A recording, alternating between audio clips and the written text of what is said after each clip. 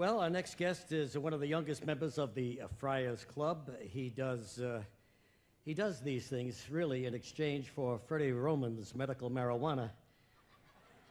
But he's perfect for the Friars. He's young, he's Jewish, and he dribbles when he eats. And then so does Freddie Roman. But anyway, his career is zooming. Next season, you will see him emceeing cockfights on Animal Planet. Here's Jeffrey Ross.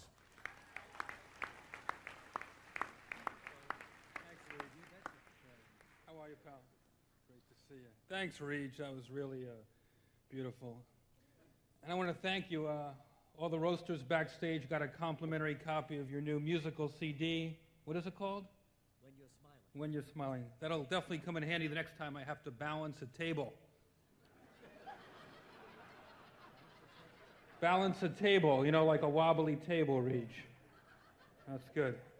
You should do one with that band, the Coasters, you know, because that's what people use your CDs for. All right. Just a few years ago, the great Regis Philbin was known as the man who single-handedly saved ABC. Now he's known as Kelly Ripa's sidekick. All right, can I start over again? Regis, just be nice to my friend 𝗦𝗵ici𝗄𝗿𝗱, okay? Sure. Every answer could be his final answer. My friend 𝗦𝗵ici𝗄𝗿𝗱, where is he?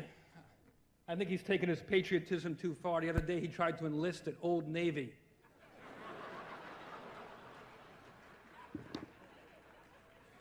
𝗦𝗵ici𝗄𝗿𝗱, Stewie Stone, Robert Klein. This looks like the 𝗦𝗁𝗍𝗄𝗿 graveyard. Please. All right, I'm fucking bombing already. Stewie Stone, that was good. Freddie, you know, we should tape this and sell it to the History Channel. Talk about last comic standing. Alan King was supposed to be here, but he took the easy way out.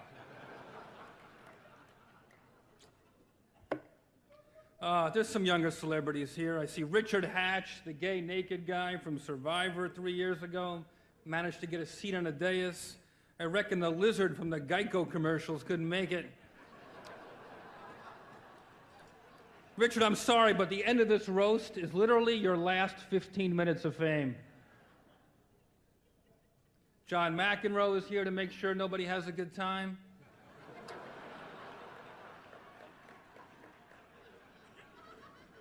Cheryl Tiegs, watch for her upcoming nude spread in AARP magazine.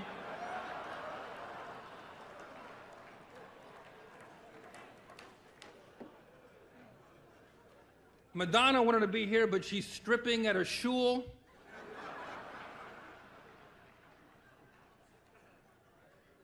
Bill O'Reilly called and said he couldn't make it, then he asked me what I was wearing. And believe it or not, Courtney Love wanted to be here tonight, but she couldn't get through the yich detector. Fuck!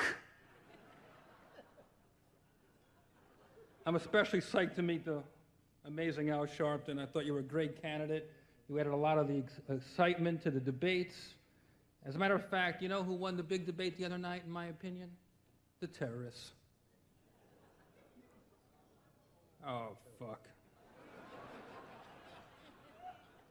And Al, congratulations. I hear you're doing your own reality show. That's going to be great. It's an all-black version of The Apprentice, where his catchphrase is, "You're late."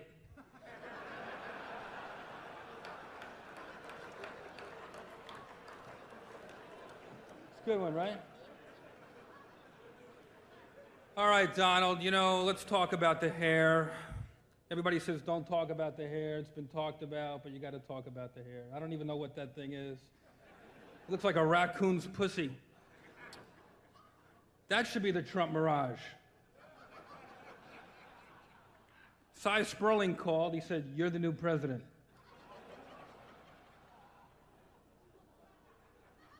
Let's talk about those inflated finances of yours. How the hell do you go broke running a casino? You could lose money selling pussy to Dick Cheney's daughter.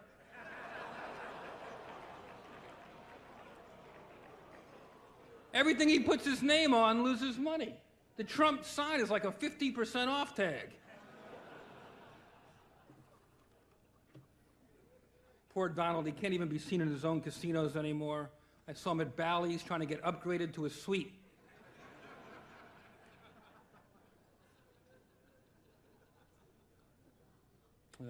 Fuck the rest of these jokes. I'm never going on this late again. This sucks.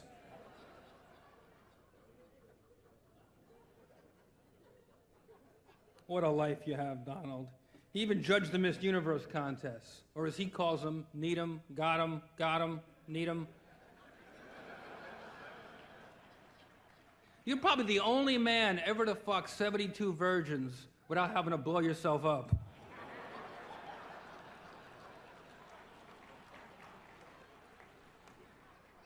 But like the Bush administration, I don't have a big exit strategy. I'll leave you with this. I think you should be running for president, and those other two guys should be hosting reality shows. I love you, Donald, because I love New York. You truly are the key to this city. God bless you. Thanks, Reed. Jeffrey, very good. Oh boy, Jeffrey Ross. He's going to join Belzer after the show and talk about this day. Little did I think in all my years in show business that the Friars would have to rely on 𝗦𝗁 to save the show, but that's exactly where we are right now. You don't even seem to understand the show. You just ruin everything. You gotta be funny in here. I can't wait for you guys to see this on Howard TV. Daily shows, classics, and exclusive behind-the-scenes access. Well, that's gonna be on Howard TV. The funniest, sexiest, most star-studded network on TV is Howard TV On Demand.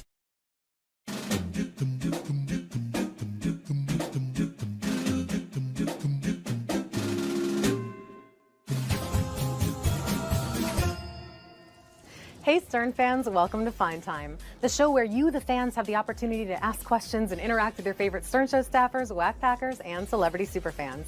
I'm your host, Rachel Fine. Now, today's guest is a hardcore superfan. He has a shrine that he's built in his house dedicated to the show, and he calls in every day just to kiss Howard's ass. He's also incredibly annoying, has the world's worst toupee, and scored lower on the IQ test than Sal the stockbroker. Now, recently, he was busted trying to portray himself as an employee of the show just so he could book celebrity guests. You should also know that he emailed us at Howard TV asking to be on Fine Time, a request we granted just to get him off our back. Without further delay, here is Bobo. Hey, what's happening, folks? Hi, Bobo. How are you today? Good. Good. I'm happy to be in Stern land. Yeah, I bet. Yeah. Well, we had some questions that came in for you, so are you ready to address them? Yes, the best I can. Fantastic. First question came in from Joseph M. Joseph asks, thinking about it now, do you think you were wrong following Howard to the hospital? I don't think so, because this is what extreme fans do. We take it to the next level. I didn't hurt anybody. Went up there. Howard was very gracious in spite of everything. Terrific. And I just said, great to meet you. And I left. I didn't hang out, you know, as maybe a stalker would do or anything like that. I actually went up with Howard's parents. And I figured out during the day he said some kind of code word with his family. And I figured out I used it at the desk. So let me back up. Just for anyone who doesn't know the story, briefly tell us what happened this day. Okay, I remember it was in the afternoon, late afternoon, and Howard said that he, you know, that his wife Allison at the time was due to have a baby. And being that I lived in the North Shore, I just figured out what hospital it was. And I said, okay, let me take a shot over there. So I went over to this hospital. And lo and behold, as I approached the lobby, I seen Howard's parents. So I started walking up with him, and the guy goes, who are you? I go, I'm Howard Stern's brother. He goes, I never heard that before. I said, he doesn't like to talk about it. He goes, okay. And he was so laxed that they let me up there. I followed right behind his parents. Couldn't believe it. Then when I walked inside, Howard was there standing with his mask on, okay? And who was there as well was Dominic Barbara, another super fan, also a friend, as Gary would say, of the show, okay? And Howard was very gracious, you know. I mean, that may have been out of fear, you don't think? Yeah, probably. Like I said, but I didn't hang out. I said, thanks, great to meet you. You know, I love the man, you know, so I just want to say that. You know, probably from someone else in another standpoint would probably say, well, he's a stalker, but I'm not a stalker because, you know, I'm a family and stuff. I don't hang around and pursue somebody. I just said hello and left. I mean, if it had been your situation, your wife in the most intimate moment, bringing a child into the world, and some guy that you don't even know, a friend of a friend who always wanted to meet you, just showed up, I mean, I'd be furious, wouldn't you be? Yeah, I could see that. But at the time, when you're a super fan like I am, you just think you're crazy with the show. Right. And that's why people can't understand, Bobo, you do this, do that. Yeah, because I'm not just a fan, I'm a super hardcore fan, consistent. You know what that is? For the last 25 years. Yeah. It means calling up, all right? And there's a lot of people out there that were super fans over the years and they disappeared. I'm consistent every single day. I'm up on that board up there. I think that's one thing, and I think that makes some sense, but showing up when someone's wife is delivering their child. Yeah, well, like I said, would I do it today? No. That's good news. Yeah. We should let the cops know that. The next question is from Tracy R. on Facebook. Tracy asks, what is the most important item in your Howard shrine? Oh my God, I have so many items. I would say 𝗦𝗫𝗿𝗍𝗿 by the FCC box set. That's very special to me. And the 𝗦𝗵cie𝗄 painting, copy that I have framed, professional, and I had Howard sign it. That's very special to me. That's up there. The house is on fire. Those are the things you Oh my God, they got to go. go. Yeah, in fact, I have an access door that was built so that everything comes out of the shrine and, Just for the shrine. Oh yeah. Next question is from Brandon S. Brandon asks, Bobo, why do you think you did so badly on the IQ test? If you could take it again, do you believe that you could improve your score? I think maybe, I wasn't really good at tests. I'm good at what I do. Like I'm a safety instructor. I'm very good at that. And I made my way through life, to retire, at 56. And a lot of people can't say they can do that. And it comes to tests, I'm just not good at tests. You know what I mean? Whoa! Jesus! It's Bobo. Wow! I'm in bad shape. What's going on? Talk to us. Man, Howard, I can't believe it. Doctor says your average intelligence. Wow. Average intelligence? Yeah, 87. The low end, but average. You lost to Jeff the Drunk by only 2 points. Oh, come on, man. Wow. Oh, no. Those blocks were mind-boggling. I couldn't stand it. I wanted to throw them against the wall. Okay. So. Next question comes from Peter M. Peter asks, will you let Dog the Bounty Hunter taser you on Howard's show for beating a total tool bag? Probably 12 volts. I don't know. I mean, I would love to meet them, confront them, because I have a couple of issues in what they said. What is the issue? The one first issue is that I said I worked on a show. I never said I worked on a show. They should have, A, checked their sources to see who Bobo is. Who am I? Okay? And B, the fact of the matter is, if they said I was on the email saying that I worked on the show, I said, no, all I'm guilty of is that we would love to have you here. I think the we is the problem. Right. They read into that as I'm working on the show. Right. And I'm not denying that. Okay. But that's not the same thing as I work on the show. They should have been more skeptical. Exactly. And I kept directing them to Gary. He's the executive producer and assistant Will. You got to go through them. Because she started going into logistics of it and says, about money, we usually get paid to come down. I said, you got to speak to Gary about that. Next question is from Brandon S. Brandon asks, why do you call the show while sitting in your car next to a dock? Okay, it gives me a feeling of peace, tranquility. I have a lot going on. I'm busy, and I got a 5-year-old, and it kind of mellows me out, okay?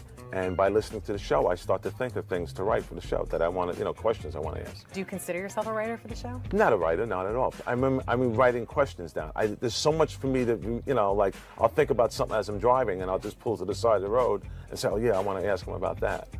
Okay. So that's how I get my questions. You meditate by the water. There you go. Next question is from Michael W. Michael asks, Bobo, when you don't get through to Howard on any given day, do you get legitimately depressed? I get really bummed out. I go into a dark place, yes. It's really tough for me, and I go to therapy maybe once a week, sometimes twice a week, for other issues, but basically I always bring this up, and the therapist says, well, why is that so meaning to you?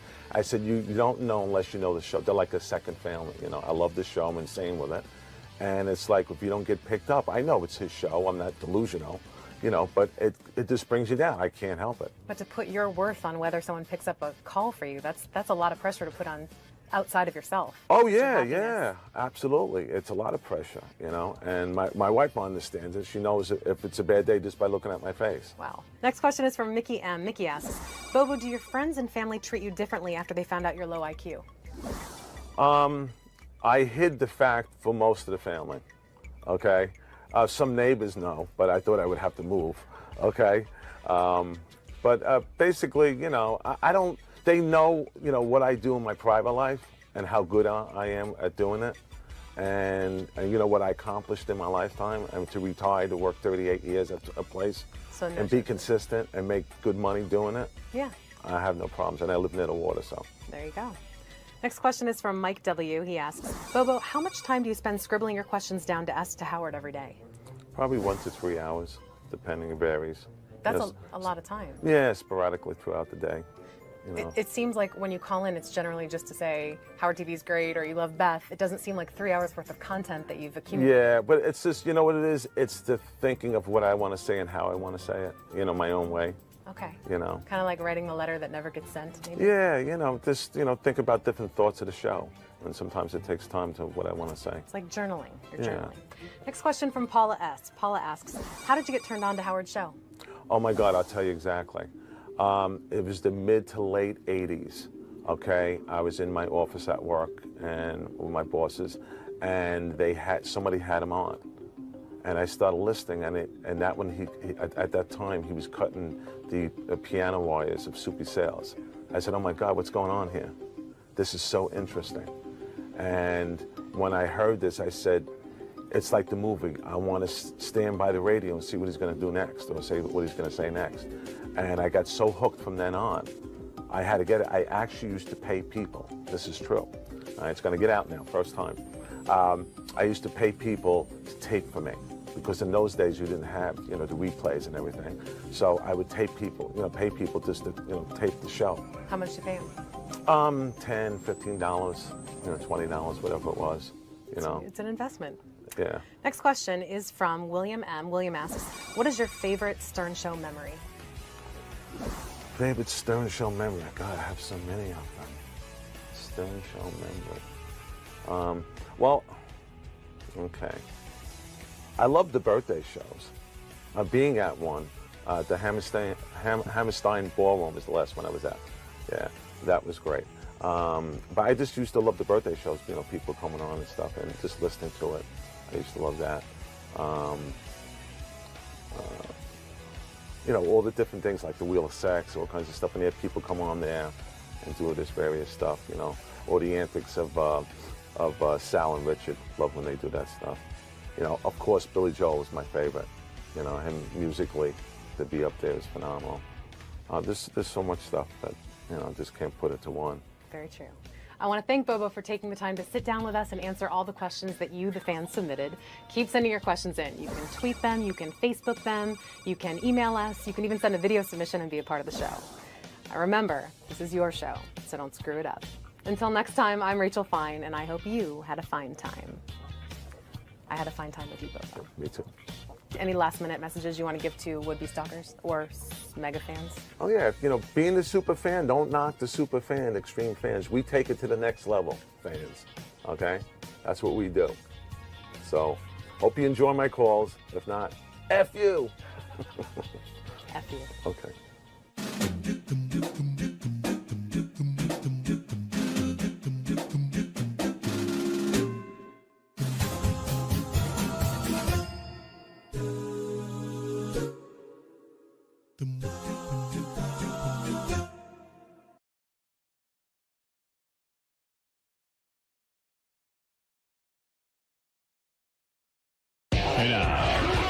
You don't even seem to understand the show.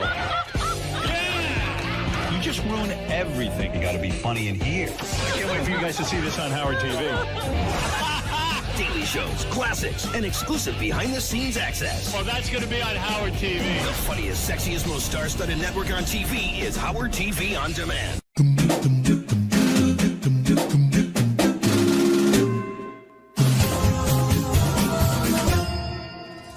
Hey Stern fans, welcome to Fine Time, the show where you, the fans, have the opportunity to ask questions and interact with your favorite Stern Show staffers, whack-packers, and celebrity superfans. I'm your host, Rachel Fine. Now, today's guest is a hardcore superfan. He has a shrine that he's built in his house dedicated to the show, and he calls in every day just to kiss Howard's ass. He's also incredibly annoying, has the world's worst toupee, and scored lower on the IQ test than Sal the stockbroker. Recently, he was busted trying to portray himself as an employee of the show just so he could book celebrity guests. You should also know that he emailed us at Howard TV asking to be on Fine Time, a request we granted just to get him off our back. Without further delay, here is Bobo. Hey, what's happening, folks? Hi, Bobo. How are you today? Good. Good. I'm happy to be in Stern land. Yeah, I bet. Yeah. Well, we had some questions that came in for you, so are you ready to address them? Yes, the best I can. Fantastic. First question came in from Joseph M. Joseph asks, thinking about it now, do you think you were wrong following Howard to the hospital? I don't think so, because this is what extreme fans do. We take it to the next level. I went up there.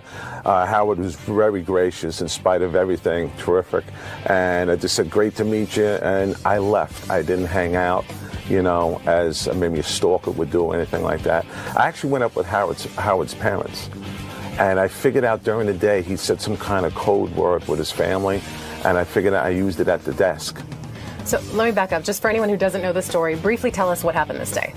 Okay. I remember it was in the afternoon, late afternoon, and Howard said that he, that his wife Allison at the time was due to have a baby. And being that I lived in the North Shore, I just figured out what hospital it was. And I said, okay, let me take a shot over there. So I went over to this hospital. And lo and behold, as I approached the lobby, I seen Howard's parents. So I started walking up with him, and the guy goes, who are you? I go, I'm Howard Stern's brother. He goes, I never heard that before. I said, he doesn't like to talk about it. He goes, okay. And he was so laxed that they let me up there. I followed right behind his parents. Couldn't believe it. Then when I walked inside, Howard was there standing with his mask on, okay? And who was there as well was Dominic Barbara, another super fan, also a friend, as Gary would say, the show, okay? And Howard was very gracious, you know. I mean, that may have been out of fear, you don't think? Yeah, I probably, like I said, but I didn't hang out. I said, thanks, great to meet you, you know, I love the man, you know, so I just want to say that, you know, probably from someone else in another standpoint would probably say, well, he's a stalker, but I'm not a stalker because, you know, I'm a family and stuff. I don't hang around and pursue somebody. I just said hello and left. I mean, if it had been your situation, your wife in the most intimate moment, bringing a child into the world, and some guy that you don't even know, a friend of a friend who always wanted to meet you, just showed up, I mean, I'd be furious. Wouldn't you be? Yeah, I could see that. But at the time, when you're a super fan like I am, you just think you're crazy with the show. Right. And that's why people can't understand, Bobo, you do this, do that. Yeah, because I'm not just a fan. I'm a super hardcore fan, consistent. You know what that is? For the last 25 years. Yeah. That means calling up. All right, and there's a lot of people out there that were super fans over the years, and they disappeared. I'm consistent every single day. I'm up on that board up there. I think that's one thing, and I think that makes some sense. But showing up when someone's wife is delivering their child. Yeah, well, like I said, what I do today, no. That's good news. Yeah, we should let the cops know that. The next question is from Tracy R. on Facebook. Tracy asks, what is the most important item in your Howard shrine? Oh, my God. I have so many items. I would say 𝗛𝘄𝗿𝗿 by the FCC box set. That's very special to me. And the Leroy Neiman painting, copy that I have framed, professional, and I had Howard sign it. That's very special to me. That's up there. The house is on fire. Those are the things you Oh, my God. They got to go. Yeah. In fact, I have an access door that was built so that everything comes out of the shrine and, you know. Just for the shrine? Oh, yeah. Next question is from Brandon S. Brandon asks, Bobo, why do you think you did so badly on the IQ test? If you could take it again, do you believe that you could improve your score? I think maybe, I wasn't really good at tests. I'm good at what I do. Like I'm a safety instructor. I'm very good at that. And I made my way through life, to retire, at 56. And a lot of people can't say they can do that. And it comes to tests, I'm just not good at tests. You know what I mean? Whoa! Jesus! It's Bobo. Wow! I'm in bad shape. What's going on? Talk to us. Oh, man. Howard, I can't believe it. Doctor says you're average intelligence. Wow. Average intelligence? Yeah, 87. The low end, but average. You lost to Jeff the Drunk by only 2 points. Oh, come on, man. Wow. Oh, no. Those blocks were mind-boggling. I couldn't stand it. I wanted to throw them against the wall. Okay. So. Next question comes from Peter M. Peter asks, will you let Dog the Bounty Hunter taser you on Howard's show for beating a total tool bag? Probably 12 volts.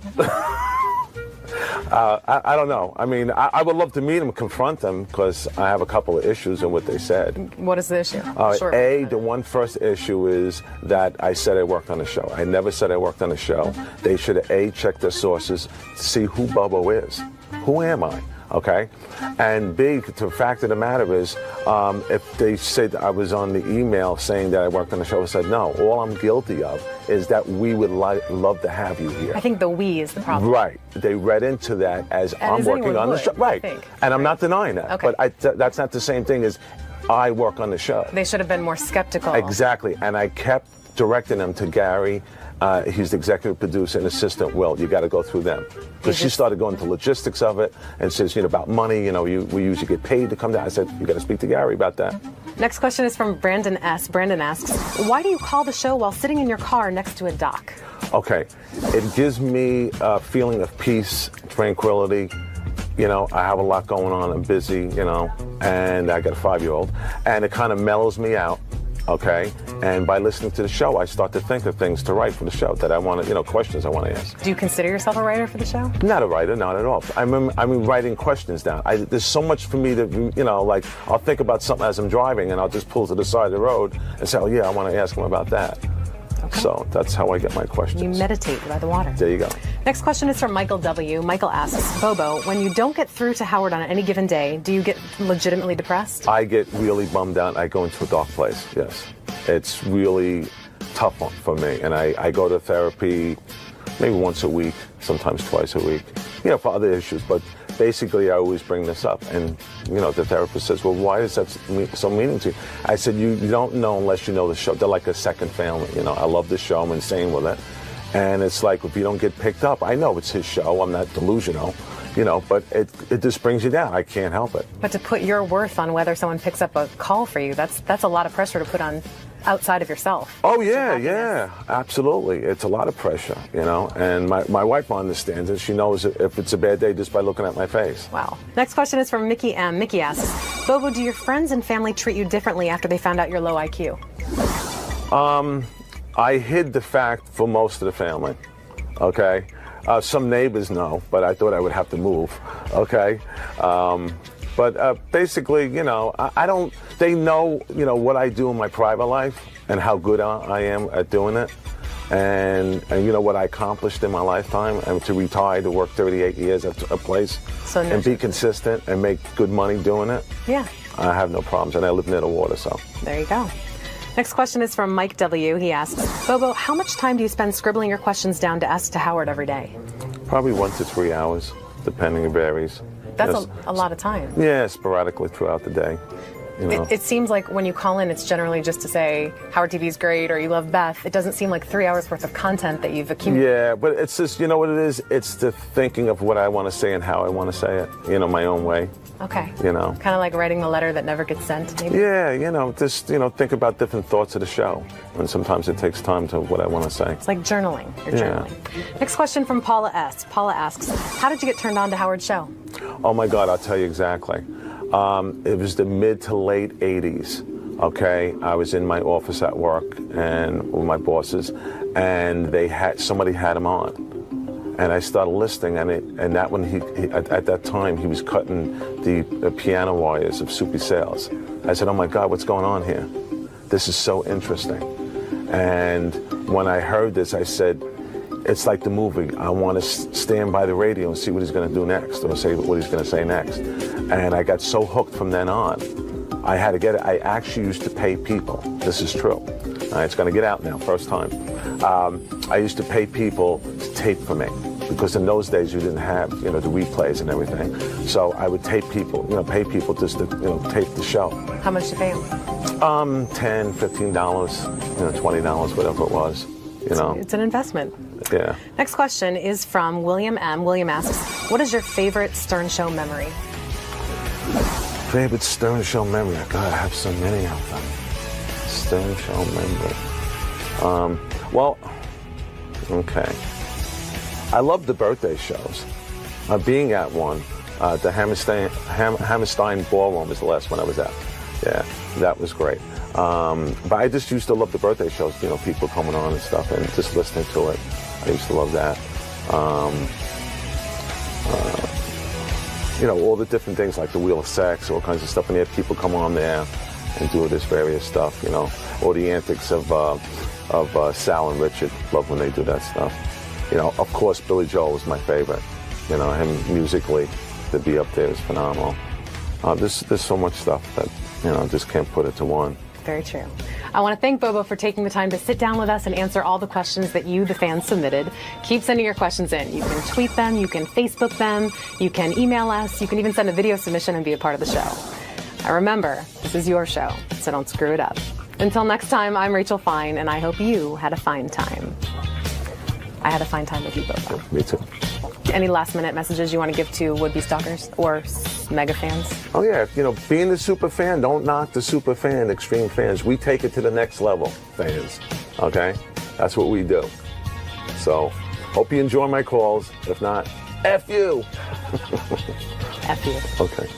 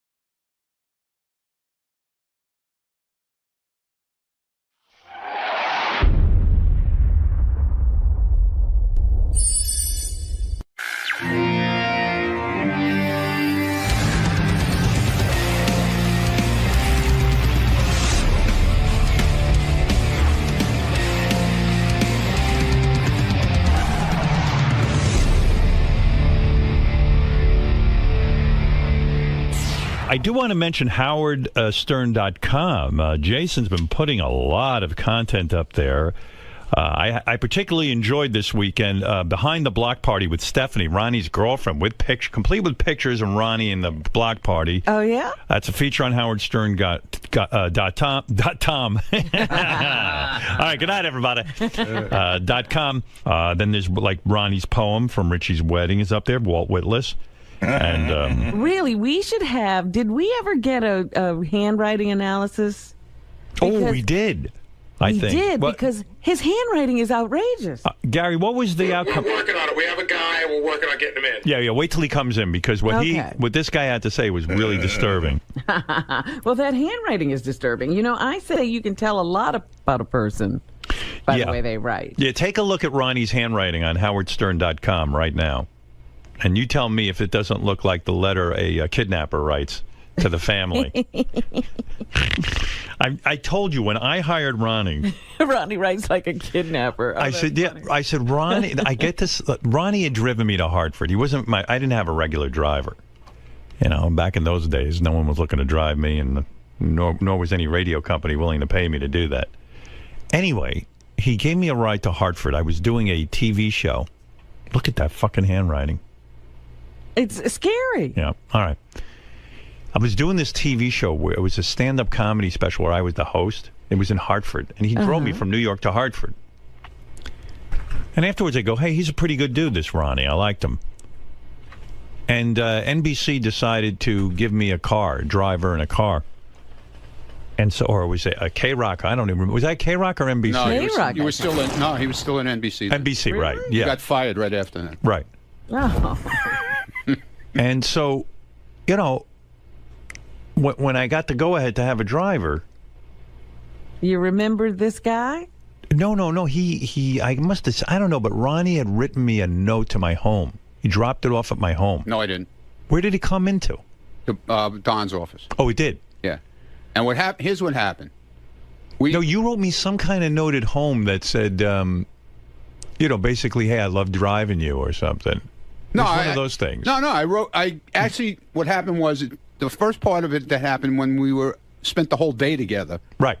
And we wound up in that guy's house, remember? Because it was supposed to be You were supposed to do this thing. Oh, yeah. It was a hurry up and wait thing like everything else. Yeah, we had to wait at some guy's house. I do remember that. Some general manager at a radio station. Yeah. And it was me, you, and Fred. And Fred's, we got to talking a lot. Me and Fred. Oh, yeah, Fred was there, too. I think it was the TV station guy? Yeah, it was the guy who owned the television station. Yeah. We wound up at his house, sitting in his living room. Yeah, in the woods. I remember that. It was a kind of a cool cabin-looking thing. Yeah, so I spent a lot of time with Fred also, talking to him, and I just gave two loons. Yeah, and I gave him finding each other. I gave him my business card, and I said, hey, if anything ever comes up, give me a call. Yeah, but there was some note that you wrote. I wrote a letter to you, saying that I had been with you, and I said it was great, and if you ever need service in the future. Well, this letter... Oh, stop it. It wasn't written in crayon. Well, this letter was written in the same handwriting that Ronnie... You'll look on howardstern.com at Ronnie's poem. Listen. You ever want to see the Lindbergh baby again? Dude, I have a really shit handwriting, okay? I mean, at first I thought... Okay, someone's taking my kid, and they're holding him for ransom. Oh, stop it! All right, how much do they want? Yeah, right. Put $50,000 in a bag under the bench by the number.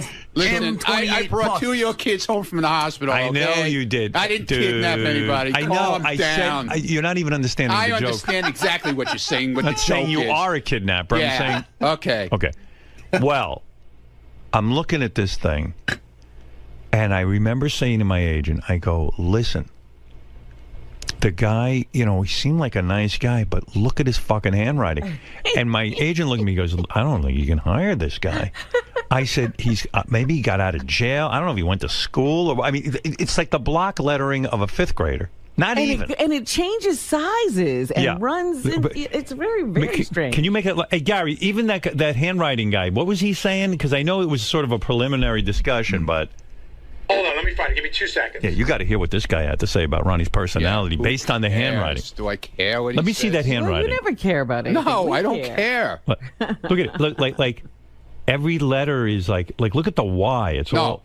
I wrote it big like that, and here's the reason, okay? But why'd you write my letter big like that? I didn't write it like that. You kind of did. No, I didn't. I'm telling you. No, I wrote the letter in regular letters, but it was printed because I have the worst fucking script handwriting there ever is.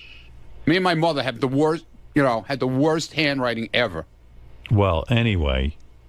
Like it's in the family. Yeah, exactly. It's inherited. Yeah. You can't change it. So anyway, I look at this thing and I said to my agent, there's no fucking way we can hire this guy. He's obviously either deranged or unstable. Oh, stop it. I'm telling you, this was the discussion, I swear on my life. Yeah. I was nervous hiring a guy with handwriting like this. Oh, here's what the expert said. I do handwriting analysis. I see many red flags in Ronnie's handwritten wedding poem. Yeah. The biggest flag is in the heading. The shape of the letter Y, yes, in the word by, has what is called a felon's claw. Because the lower part of the Y has a claw-like shape. People that make a felon's claw will pretend to have your best interests at heart, but will eventually stab you in the back. Yeah, okay. Wow. As soon as someone treats them nicely, they turn on them by doing something detestable. The last person I knew that used a felon's claw was my sister's ex-boyfriend. He ended up emptying a gun into his new girlfriend, killing her in front of her 17-year-old daughter. Wow. There are many other red flags with the sizing, spacing, margins, and pressure of his handwriting. Yeah, look how hard he presses down. Yeah. Presses down, it's a magic marker. He writes angry. Yeah. Howard, be careful. I write angry. Yeah, okay. It's only a matter of time before Ronnie turns on you in a dangerous way. Yeah, well, I guess, go. yeah. Guy's an expert. 26 years, man. I guess you better watch out. You are nuts. I should have shot you a long time ago. You're overdue. Well, you're way overdue, man. Well, anyway, so my agent had a talk with Ronnie on the phone. He says, the guy's got a reasonable price because a lot of people were trying to milk me because they thought I had a ton of dough. No, he actually called me into his office. Yeah, that's what it was. And yeah. So, he wanted to look you over. I looked at everybody's pricing and I said, you know what? Money rules over crazy. I'm going to go with the guy who's reasonably priced. And that's how Ronnie got his job. There you go. All right. Thank you, Ron. Governor Ronnie. What is it? Whatever your name is. Gary, there's one other thing going on with Ronnie that Jason brought to my attention. He wanted me to talk about. So you know the guys are doing a show, Will and Jason do a show called The Back Office Show? Yeah. So they did the show last week, and I guess one of their segments is the overlooked news story of the week. Right. And the overlooked news story of the week was that Ronnie's girlfriend wants to get married. And she's got a plan and even a date. So I guess both Ronnie and her called into the show, but Ronnie says... No, she didn't call in. I called. You called in. Yeah. Ronnie says he's not getting married. Every kind of conversation we've ever had, you told me she doesn't want to get married. No, here's what happened, okay? Go ahead, dude. She was drunk, okay? Yeah, right. And... That's the only way you could want to marry Ronnie. Exactly.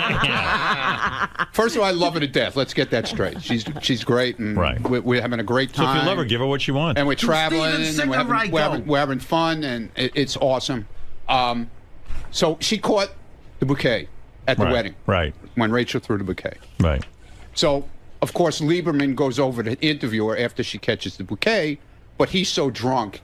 He can't even. That's when JD had to take over the interview. Yeah. Okay. So she said she was planning this big party in May this coming May. Right. And that's for her birthday. Right. So I'm helping her do it, but it's not a wedding; it's her birthday party. Yeah. Well, dude, look at it this way. But what she wanted as a gift. No, she's never. Listen, we've talked about this numerous times. But she wants to get married. No, she doesn't. Dude. She said it. Even if she was drunk, she said she wants to. All right. What is it, Jason? But we did. We talked about it, and it's not happening. She knows that. Why not, though? Because I'm not ready for anything like that. I don't know. Maybe. When are you going to be ready? Never. Dude, you don't have that many years left. Listen, I know. Whatever. That's what I keep trying to tell her. But why not marry her just to protect her? I keep trying to tell her that. But what about to protect her financially? In other words, so that she feels like she's your wife and she can, I could do that anyway without getting married. Yeah? You know. How do you do that? With a will. Yeah, but you know that shit's up. Well, no, who's going to contest your will? You got to write it in crayon. My millions of dollars. You know? Not millions, but also like if there's any sort of benefit or any kind of like your home or something, you know, then it would be guaranteed to her. But even in the case that, God forbid, Ronnie gets sick. Right.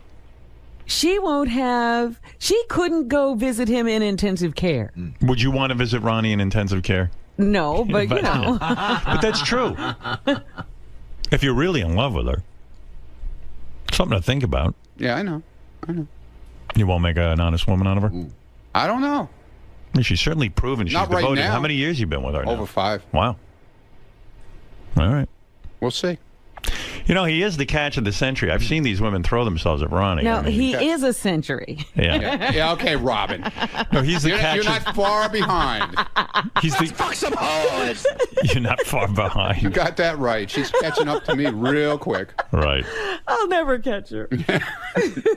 She'll never give up to Dickie. Yeah, you got that right. Right. Well, all right, Ronnie. All right. A lot of controversy swirling around that. No controversy. Right. I called in and I explained the whole situation to I would love to Jason's hear that. I like Jason's show. It was pretty cool, actually. That's why I heard good things about it. Yeah, a lot of people like it. A lot of cool shit, man. That you. Are you? Someone told me a rumor you're writing another poem. Yeah. I worked on it over the weekend. Yeah. What's this one about? What's the new inspiration? It's. I don't have a real title for it yet. I'm trying to figure it out. It's about. It's kind of like the show in the hallway type thing. Yeah. What goes on out there in the hall. Would you ever publish a book of your poetry? Yeah, in crayon. In Ronnie's gotta handwriting. be in his hand. Yeah, I'm working on it. They actually, I'd buy that. Fred asked me to work on another poem. You know, Well, it is autumn. he took. Well, I'm not doing autumn. Oh, sorry. He already wrote winter. It's about the. But he's got 3 other seasons. It's kind of about the show. Ooh. Oh, good. Yeah. I like when you write about the show. Yeah. All right, Ron, thank you. There he is, Ronnie, the limo driver. He says no marriage for him. Not right now, anyway. Right. Eric, the actor's on the phone, but it's getting fatiguing. He's like... What does he want? I feel bad not picking him up every time, but I can't pick him. Eric, every time I go to the phone, you're there. It's like... And then if I don't pick up, I get all these emails. You don't pick up my phone. And... Eric, you there? Yes. Yeah. I'm calling because of the fact that you shut me down last week when I was trying to request something. Yeah, I know. It's just sometimes it takes so long, you know. Like sometimes I have time to talk to you, but sometimes I don't. And you don't seem to get that I'm doing a show and I have a pace to the show. And I don't know. It's just difficult It would to do. take a fucking retard not to realize that you're doing a show. I realize you're doing the show, jackass. No, you don't, because then you write letters that I you know, if I keep you on for 5 minutes, you're like, I only got 5 minutes and I had many things to say. You don't get that I do a show. So then you are a jackass. No, I get it. We sound then like why are you upset if you get it? Because I get constantly asked by people on Twitter and on Facebook, have you called in today? People want to hear me on regardless if you think they do or not. Yeah, but Twitter and Facebook, I don't care what people say on there. They're just They're your fans, you idiot. Yeah, but I don't do the show by the 5 people who like you. Why am I explaining myself to him? How would he ever understand? When he gets a show to do, he does the world's worst show. Anyway, what can I do for you, Eric? This weekend, this upcoming weekend, your guest for tomorrow is going to be a part of the TNA pay-per-view in Phoenix, Arizona. Right. I would like to be there at that pay-per-view, and I would like to have had Howard TV cover it, me being there. And I would have liked to have interviewed the wrestlers and the female and male wrestlers. I've explained to Eric, I've explained to you before. Some things we cover you doing, and some we don't. Like when we got you that TV show that you acted in, we covered that. One of your worst appearances, it's usually when you're interviewing people. You don't ask controversial questions. You don't even ask interesting questions. Yeah, you don't. When we write outrageous questions about people's sex lives and stuff, you won't ask them. It's boring, and we can't use the material, and it's too much for our budget to go out and cover you if it's going to be that bad. I've explained that. You're not willing to ask questions that are interesting. It's basically an opportunity for you to hang out with wrestlers that you enjoy. Right, to get to meet people you admire. Well, that's not very entertaining for us. Yeah, and you sit there and go, I love you. And then you give them a list of all the movies you've seen them in. Right. I mean, how many times have I explained this? Can I make another point, too? Yeah. Like, you want to be our correspondent, right? So a correspondent we send to things that we think they should go to. You don't want to go to anything we want to send you to, but only the things you want to go to. That's a good point. We need a guy who's going to get in there and ask, funny questions. You really, and we're willing to write you the questions, but you're not willing to say them. He's sort of using the show as like a travel agency vacation thing, right? Like he really wants to go to this, so he'll say, "Well, I'll ask questions." Can you imagine if we really did want to cover this event? Like, the hell he'd put us through. Here's the thing: if you guys are thinking, "Oh, we don't want to pay for plane tickets," I can handle that because one of your fans that I met at the Ronnie Block party shows she's a female flight, and it was Southwest and could get buddy passes for. Yeah, but Eric, you're not understanding. For us to take part of our budget for Howard TV, like I would have to like I could probably produce another cartoon or something on Howard TV that people love, but for us to take part of our budget to fly down and cover you, which is basically great for you because then you get to be like a big star there and people pay attention to you and we take care of you. Instead of doing that, I can do 20 other things, and I know it's going to be a bust because when you get around these guys, you're not going to ask one funny question we put you up to. Right, and also add to the fact that you're taking the writing staff away for an hour or whatever it is. They're going to write questions for him that he's not going to ask. Yeah, which, our guys who write for the show, we put a lot of effort into this. And then you kind of disappoint us and don't ask any of the questions. Here's something that you, for some reason, neglect to realize. Do you realize, or you don't realize, I should say, that you have a lot of fans within TNA and also WWE, plus a lot of the fans that watch these programs. Yeah, but they don't want to be bored by you. Right. In other words, if I were gonna cover this event, as you say, for our fans, I would send Wolfie, who's interesting and funny, and ask the questions we give him. Right, and he'll probably get thrown out, which is even funnier. You're a fan going to a TNA event asking, sycophantic questions. Trying not to piss off the people you love. Sycophantic. That's Cinco. I got so let Eric will just stay on the line. I'll get back to him. I got so pissed off yesterday. You do a Google search and you see all the articles on your name, and I'm reading these articles, and this guy wrote this article about how interesting it was that we did this bit.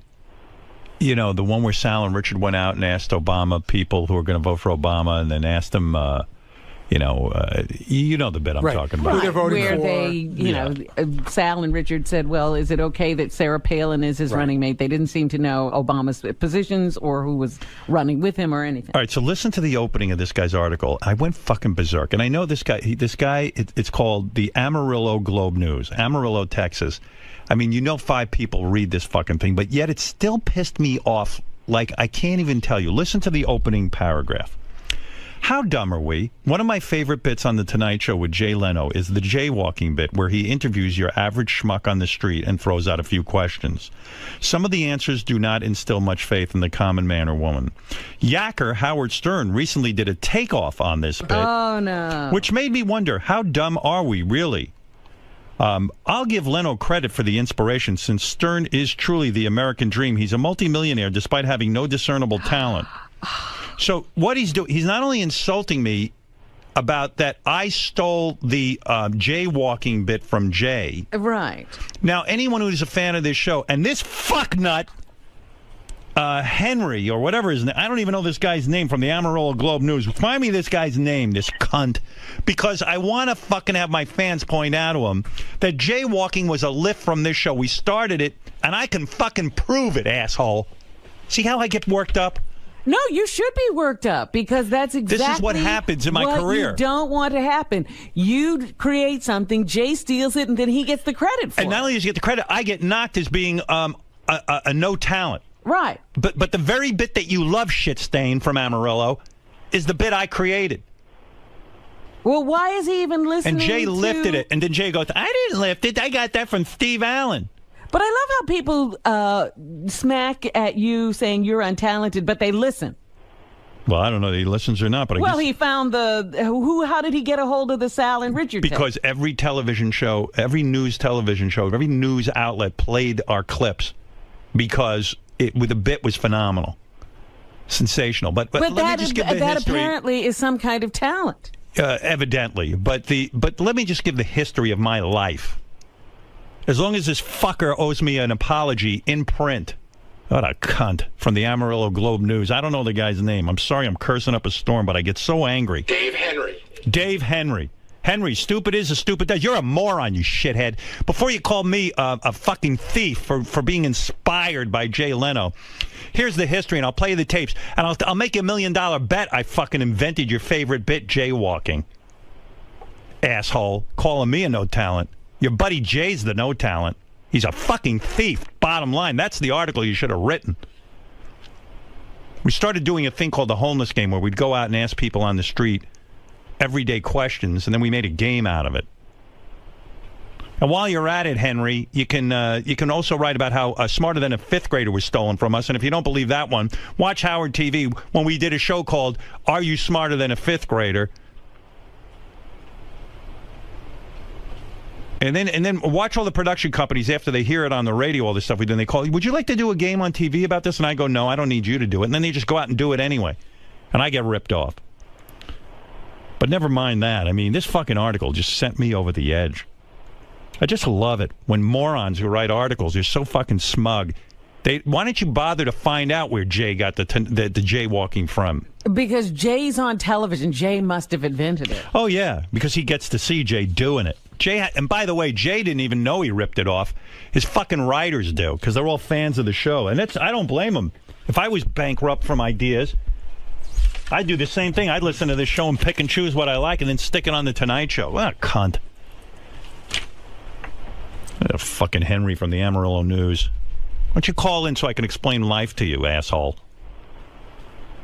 And since guess what? Here's another thing you can write. This no talent ain't taking any pay cuts. Like fucking asshole Jay Leno. What a fucking pussy he is. That's some talent. He's got the #1 talk show. And he's so fucking scary talented, he's taking pay cuts. When you're that talented, you don't need to take a pay cut. Nobody's cutting my pay. I'd leave. Because you know what? I'm actually talented. Jay's so worthless and bankrupt from ideas that he would be willing to do that show for free because he puts no effort into it. Unlike me, what do you think I did all weekend? I worked on my show. A shithead. Jay Leno. Yeah, you should really school this guy. Where am I going to get a hold of him? Down how many different networks when you leave because you're so untalented? Yeah. Well, this guy in Amarillo, he's doing real well in his career. He's writing for the Amarillo newspaper. Yeah, when he leaves, the paper will go on. Yeah. It'll be like, you know, they never missed him. Yeah, ask NBC Radio what happened when I left. Look what happened at Viacom and their great radio division when I left. Right, Eric? Yeah. Yes. I give up. Look who I'm talking to, Eric. He doesn't care. He just wants us to go with those wrestlers. I know. Did you watch the Hulk Hogan sex tape? No, I do not. What? He's lying. You know what? I heard Eric mumble under his breath. He went, well, now I can officially cross off seeing Hulk Hogan's penis on my bucket list. Not at all. That's not true?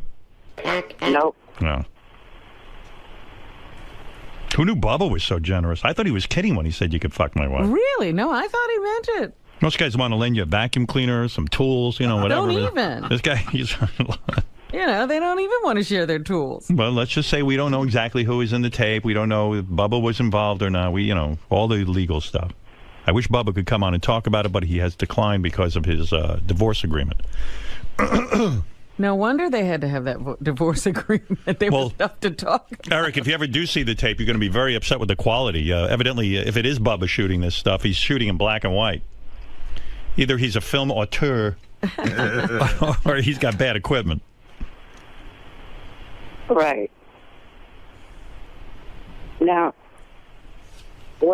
one reason why I was hoping you guys would do this is because I'm involved with TNA right now, trying to get money for your favorite charity, the North Shore Animal League. Yeah, Eric, I just got to be honest with you. You know, for you to go be a correspondent at the TNA event, we just kind of made a determination. We don't think that would be a comedy gold mine.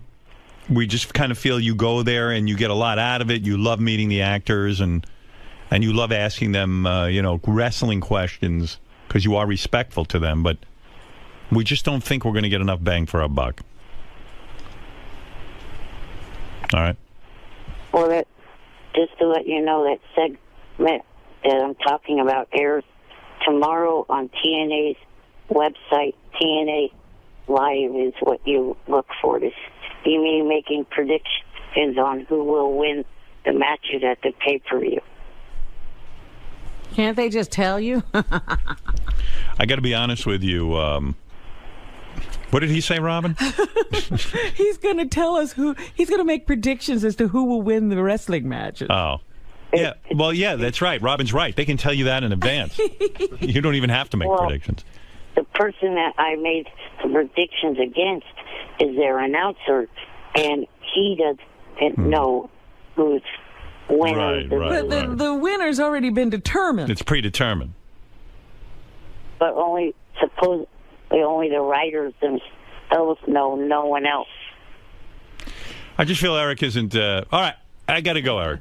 I don't think Eric's professional enough to handle this job on Howard TV, based on some of the other shows he's done. This is his Eric... Eric. I want a clear shot to prove to you that I can be as effective as an interviewer as anyone on Access Hollywood. All right, I'm going to play some tape of... Eric, I'm going to play some tape of one of your past shows. This is your American Idol show. And let's see if we think you really are professional enough. Well, Okay, there's Let's listen. the thing. Let's listen. You are now tuning February 1st. They're in Denver auditioning people. And It's a good show, but not our thing. Guy says he gets. I was going to say this is one of his better shows. Jack Black a lot. You like this show? The thing when I did that show and I did the little interview of the friend, I was reading the questions. That's what you want me to do, is read the questions. Yeah, but you pick the questions you're comfortable with. And you notice how slow I was at doing that. I'm better at doing questions off the cuff. Yeah, I know. Yeah, and but your questions are terrible. Your questions are terrible, and you just suck everyone's balls. But they come out a lot quicker. Yes. But it doesn't matter. It's less entertaining. Hey, by the way, did you read 𝗛𝗏 𝗛𝗏, your girlfriend, married Ace Young? They both appeared on American Idol, and he proposed. They're married already. Yeah. They didn't even give Eric a chance. Oh, they set a wedding date.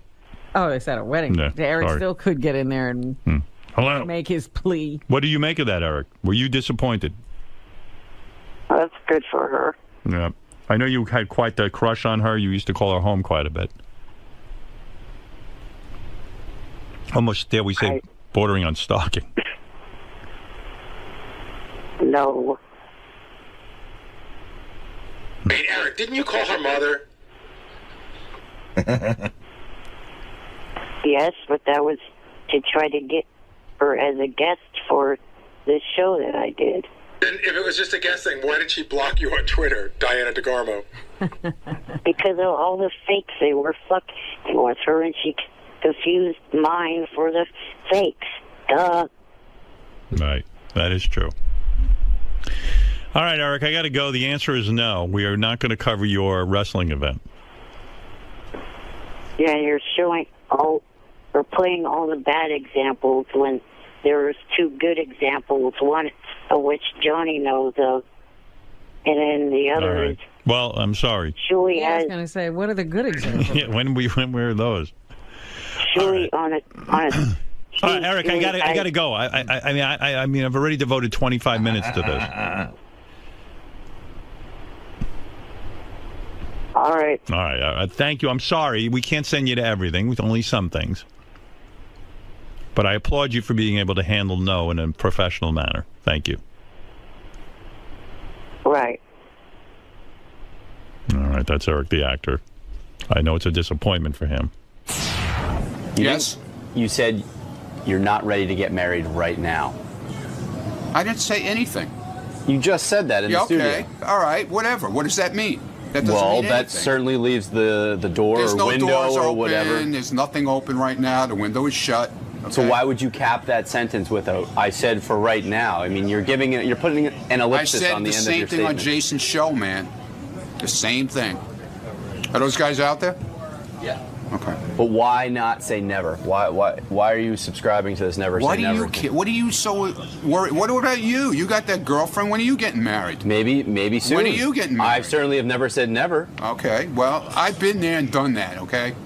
So why not shut the door all the way? Why would I want to do it again? When you go lock yourself in Scott the engineer's room, you shut the door all the way. Why are you leaving this door open a crack?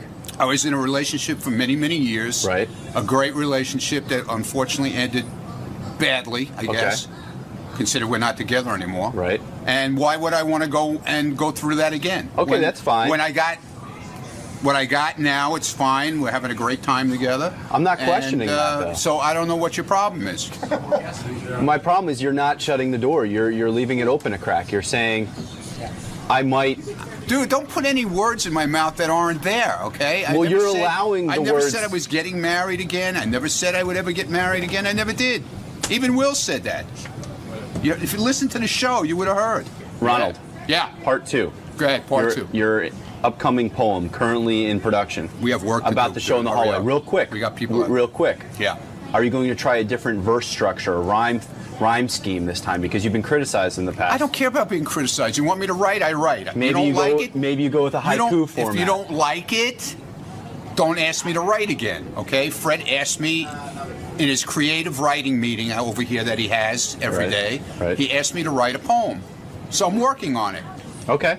Okay? Will you include people like myself and John Lieberman in your poem? Because you said you were Lieberman's in there for sure. What about me? He's already in there, believe me. I was just being polite asking about John. What about me? That's what I'm mostly concerned about. Well, Rob is in it. That I can tell you. We spend every morning. In it. Why the hell am I not in it? We spend every morning together. together. I'm not done yet. I'm not done. I'm working on it, okay? All right. What's here? I'm bringing him. This guy won't let me go out there and do my job. Hey, I just want to point one thing out because we talked about this in the wrap-up show. Yeah. You realize that Jason telling me the thing about Stephanie and me bringing it in is my job. Yeah. Me thinking of it on my own, that's throwing you under the bus. Yeah, but the thing is, but I did call in to talk about it. The problem was the clip was bad that we had. Otherwise, I would have played the clip. But I'm just saying, you understand that if I just thought of this and I went in, that would be throwing you under the bus. Somebody gives me the information, as a producer, I have to bring it forward. Oh, I don't give a shit. I just wanted to make sure you know. No. Because we had a whole conversation about throwing people under the bus. I was there for when it happened. I was listening to the show because it leads into the John Hein TV show, which I'm on.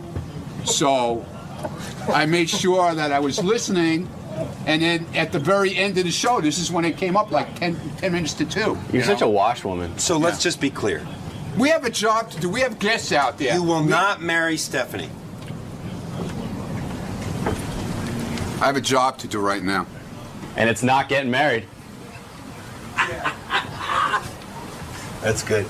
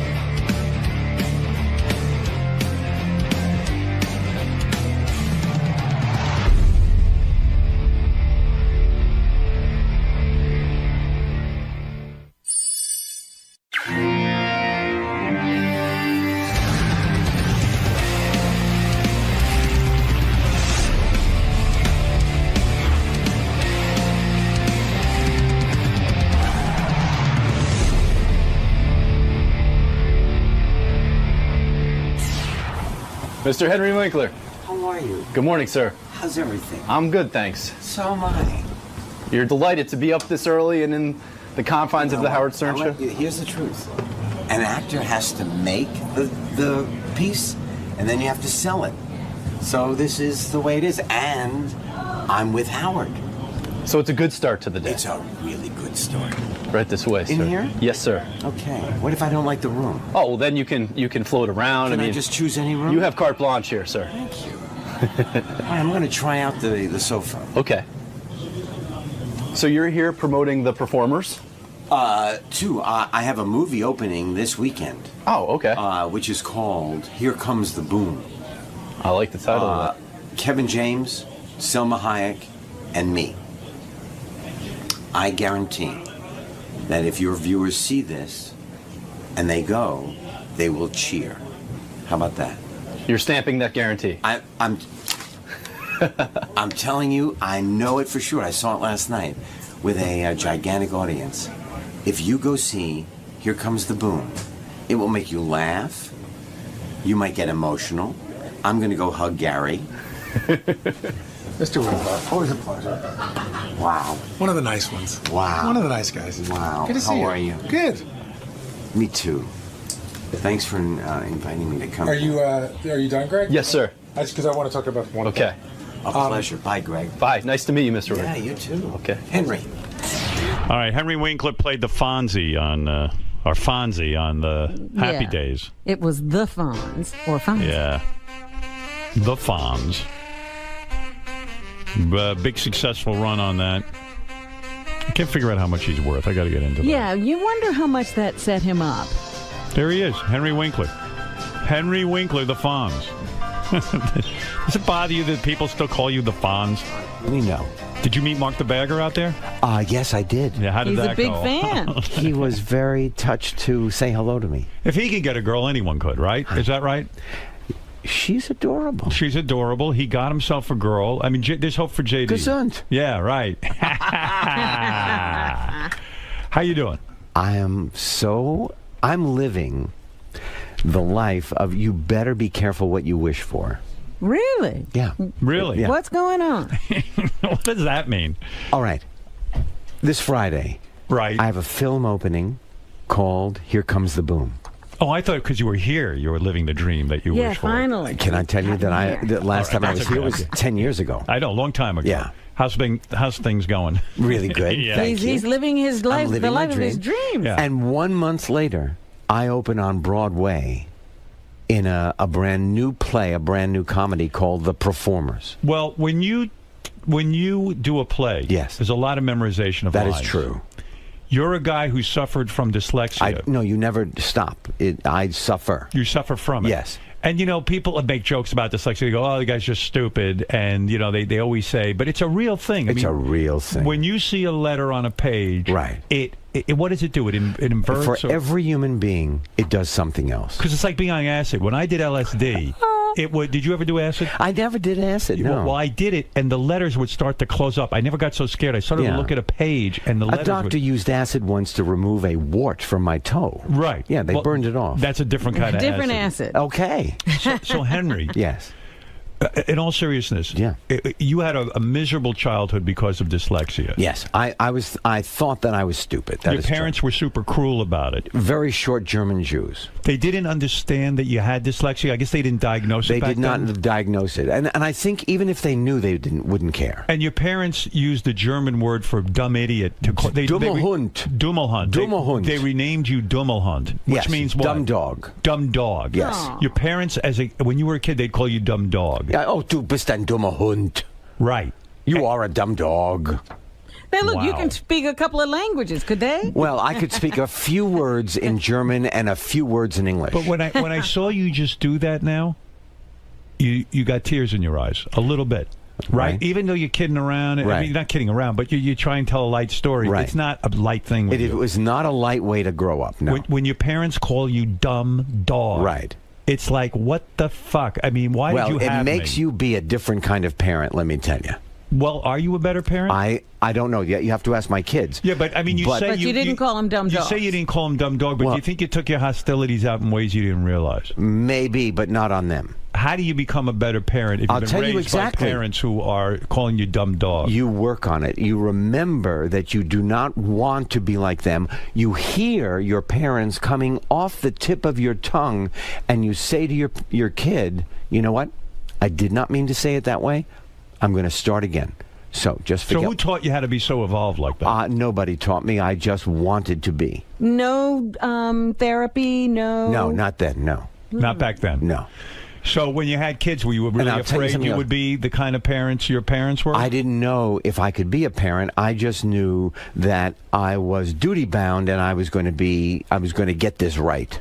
And of course, you never get it right. I know, but at least you try. You try. When your parents are calling you dumb dog, and your parents think you're an idiot and an imbecile, and they let you know it. Yes. I imagine. I don't know if your parents are still alive. They are not.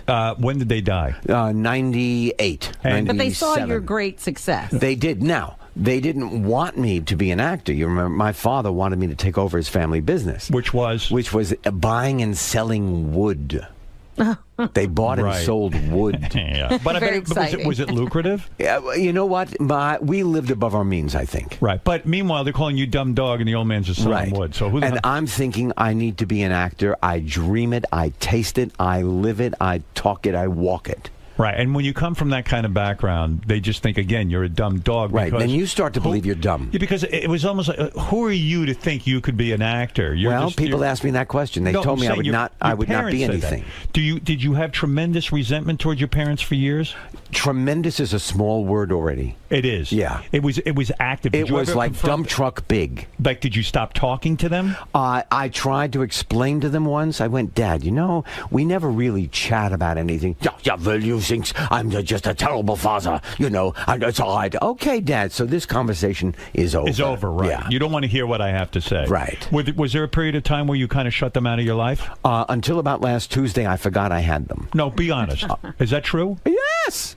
You're kidding me. No, I'm telling you, Did you go to their funeral? Yes, my wife convinced me to go. Wow, you're that hurt by them. It was, but I mean, now I also Are you mad at your mother because she didn't step in and stop your father from being such a hard ass? No, she was equally a hard? cahoot. She was in cahoots. Yeah. Did you have any siblings? I did. I have a sister who lives here in this city. Do they have the same feeling about your parents? No, they. My sister jokes that she grew up in a wholly different home because she wasn't dyslexic and she was probably she's a girl. dyslexic also. Oh, she is. Oh, yes. But maybe it was like less was expected of girls. Dyslexia is hereditary. Right. It's passed down from the parents. Do you it's think your wiring father had in your brain. I don't know. He spoke 11 languages. So he's a bright guy. My mother could spell. At what point do you say to your parents, or maybe you didn't say it, but at what point do you go, hey, man, that's it. I'm done with them. They fucking ruined me. I'm hurt by them. All right, I didn't think that. All I thought was, I'm going to do what I need to do. I went to, and I'm very grateful for my education. Right. I went to Emerson College, and then I went to... Did you go to Yale? I did. I went so to... how does a guy with dyslexia, the dumb dog, so to speak... Because I myself was amazed, but I got it. It's a drama school. I went to the drama school, the graduate school. How do you get into that? Is it academic? Or No, is it you audition. What did you do when you auditioned? I did Launce and the Dog from Shakespeare, and I did a modern speech, and the modern speech was, I don't remember. But Henry, something doesn't fit in this. If you can't read, and the school didn't diagnose you, and I know that you read your first novel at 30 because you That's true. Yeah, because you couldn't... The Clan of the Cave Bear? Right. Yeah, that was you one of my couldn't put it together. How do you memorize? I'll tell you how. On Happy Days, how do you memorize Where the script? there's a will, there's a way. And so I read the scripts very slowly, over and over again. And when you say slowly, if I gave you a piece of paper to read, I read one word at a time. Now, I'm now 67 years old. How exhausting, though. So my brain and my... How old are you, 67? I am. Wow. Well, on October 30th. And you look good. Do you think anybody will send me a gift? Yeah, I hope your family. No, I was talking about fan base. No one's sending you any gifts. All right. You got too much. I just wanted to know. All your dreams have come true. We don't want to hear about that. No, I'm telling you. We'll get to that for a second. I've still got dreams. But would your parents get you birthday gifts when you were a kid? Yes, they would. But they were always practical. Like what? Like a shirt? Yes. That's what you want. You want Great Garlou and they're getting you shoes. A shirt. You need a new pair of shoes. Here for your birthday, you get a shoe. So tell me how this all works out in your life. When you get Happy Days, is that the ultimate fuck you to your parents? You become one of the most famous guys on the planet. And then my mother says, yeah, we're the co-producers of 𝗦𝗵cie𝘄𝗿𝗱. Oh, oh my God, they're taking credit for you now. I met people all over the world who said, hey, I've got your parents' autograph. Right. They took credit for you. They did. And credit for all your success. Yes, right. And you probably want to take a hammer and hit them over the head. No. By that time, How do you know? Were you kind to your parents at that point? Or did you say, you know what, stop it already. Just because I'm a success now, you're going to come into my life and be nice?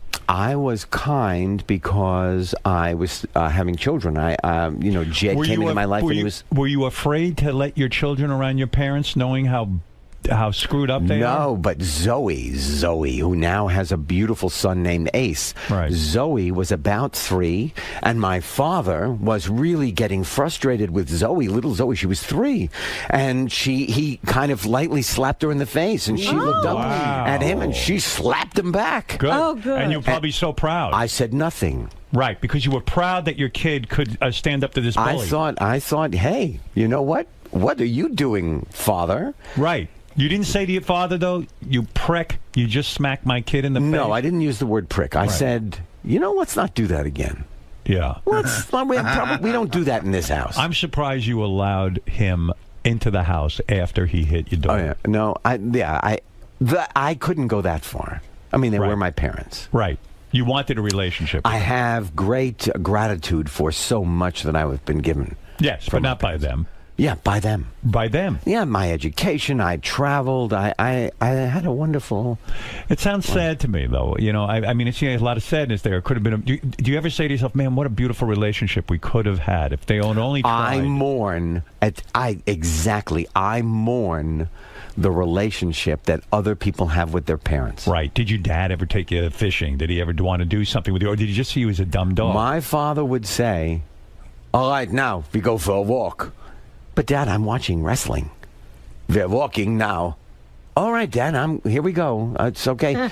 You know, just I didn't realize I didn't have a choice. Right. Okay. So it's German Jews, and they were that age. Where were they during World War II? My father and mother were very lucky, and they got out in 1939. Right. I tell the story now. You think that's some of their anger? Do you think that's some of your dad's anger? Like his whole life had to be uprooted. He had to come to a new country. It's very possible, and I think who would also. know? But the sense of your child being invisible doesn't come from that. Yeah, I think that just comes from being it's in the genes. Right. Yeah. Wow. Well, what was this luck that got them out of Germany? My father got a visa for 6 weeks to come to America. His mother gave him jewelry. Right. He bought a box of chocolate and he melted the chocolate down. Right. And then he covered each piece of the jewelry in the box with the chocolate. Oh. Put it under his arm. So when the Nazis said, "Do you haven't taking anything of value out of Germany?" he said, "No, open my bags. I have nothing." Right. And he then came here to America, went through Ellis Island, and sold the jewelry. And that gave him the key to his new life here in America, where I was fortunate enough to be born. So are you tired of the whole Fonzie thing in the sense that do you ever listen? It was always indicated to me by people who are actors that you are a really good actor, and that the Fonzie thing, as successful as it made you and well known, that it kind of held you back in a way that you could have had other. No, it held me back for about 8 years, but that's when I started to produce MacGyver and Sightings and So Weird and. Are you a very wealthy guy? Not anymore. I have a daughter. No, but seriously, are you a wealthy guy? Do you have to work? I have to work. You have to work. I have to work. Not for money. I have to work also for money. I have a nut. You do have a nut. Yes. Yeah. And you say so when I think of Henry Winkler, I think of the Are Fonzie. you living above your means, Henry? Well, I try not to, and that's why I work. Yeah, but I think of, it's true. We think of a guy who did Happy Days for 7 seasons, and then you think the guy's a success and a multi-billionaire. But you're not, right? I mean, No. Was the payday really good? Because when they first signed you, you were a nobody actor. That's right. And how many guys did you beat out for that role? I don't know the exact number, but I have to say that there were a few hundred guys in the room, and that was just the day I went in. And you didn't know it would be a success. I mean, you're like, hey, just looking for work. I had 6 lines. You want to be a working actor. Up until then, had you done a lot of work? I did theater. Right. I did repertory theater at Yale. Would you shit your pants when they gave you at Yale a big scene to memorize, and suddenly with dyslexia, and you've got this image of yourself as a dumb dog? I mean, all of that combined made it like I was a bowl of jelly. Do you think it was harder for you to memorize lines because of your dyslexia? If something is written really well, easy to memorize. It goes in. If the writer has an understanding of the human condition, it goes in like a flowing river. Right. If it's just written without any thought. If it's crap writing. It is so difficult to memorize you can't believe it. You really never read an entire book till you were 30 years old. That is true. That is amazing. That is true. So do you feel illiterate? Do you feel like, wow, all my friends are well read? I did. Have you gone on a campaign to read a lot of books so you could catch up, so to speak? No, I didn't. I don't feel the need to catch up. I feel the need to read.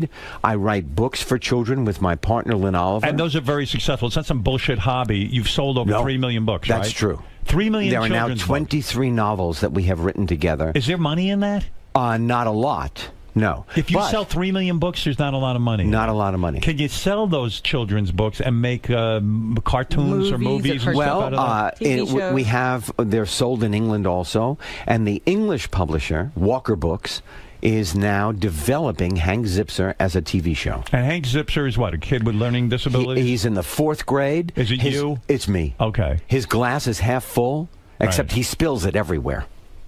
Yeah. And he's funny. And so you... Greatest compliment? Yeah. Children write and say, how did you know me so well? Oh, that's great, because you remember what it was like to be... Wrote the truth. Did you ever put the whole dumb dog thing in there, too? Like a mean, abusive parent? No, the one adult book that I wrote is about fly fishing for trout, which is one of my favorite things to do. Oh, you like that? I love that. You love to fish? I love to fish for trout. Right. And do you eat these trout, or you just take them and... I never have eaten a trout. I don't eat them in a restaurant because I think they are so majestic. So when you catch them, you think you throw them back in, and that makes you feel better? I take a picture with them, and I put them back in the river. And you know they die shortly thereafter. They don't. Yes, they do. I don't. I catch them again. Once you put your fingers on them... You know it's the exact same fish. You hold... Yes, I do. And the hook and everything when it comes... most of the time... I'm telling you, because I was fishing for a while, and I used to feel good because I always put them back in. But then they... But I never hold them for longer than less than a minute. And I don't try, the slime, I tried to get them on the side. It's true. It is absolutely true. I watch them swim away. They do swim away, but I've heard, I'm not trying to bust your balls, but about an hour later they die. Okay. Yeah. I'll have to ask my guide next time. Ask your guide. I might have to give that up. They've been holding back. You're going to have to give up the one I might thing have you to like. give up the one thing I love. Right. Well, a guy who's been called dumb dog wants to kill fish. I get it. Yeah.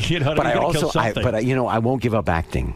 No, you love it. I do. It was your salvation. It is. I just love that your parents all of a sudden thought, wow, look at him, the Fonz, Henry Winkler. It's true. We didn't even know what we then all of a sudden my phone would ring in my house, right? Okay. Hi, this is Mrs. Rotenberg. Hello, Mrs. Rotenberg. Yeah, your mother gave me your number.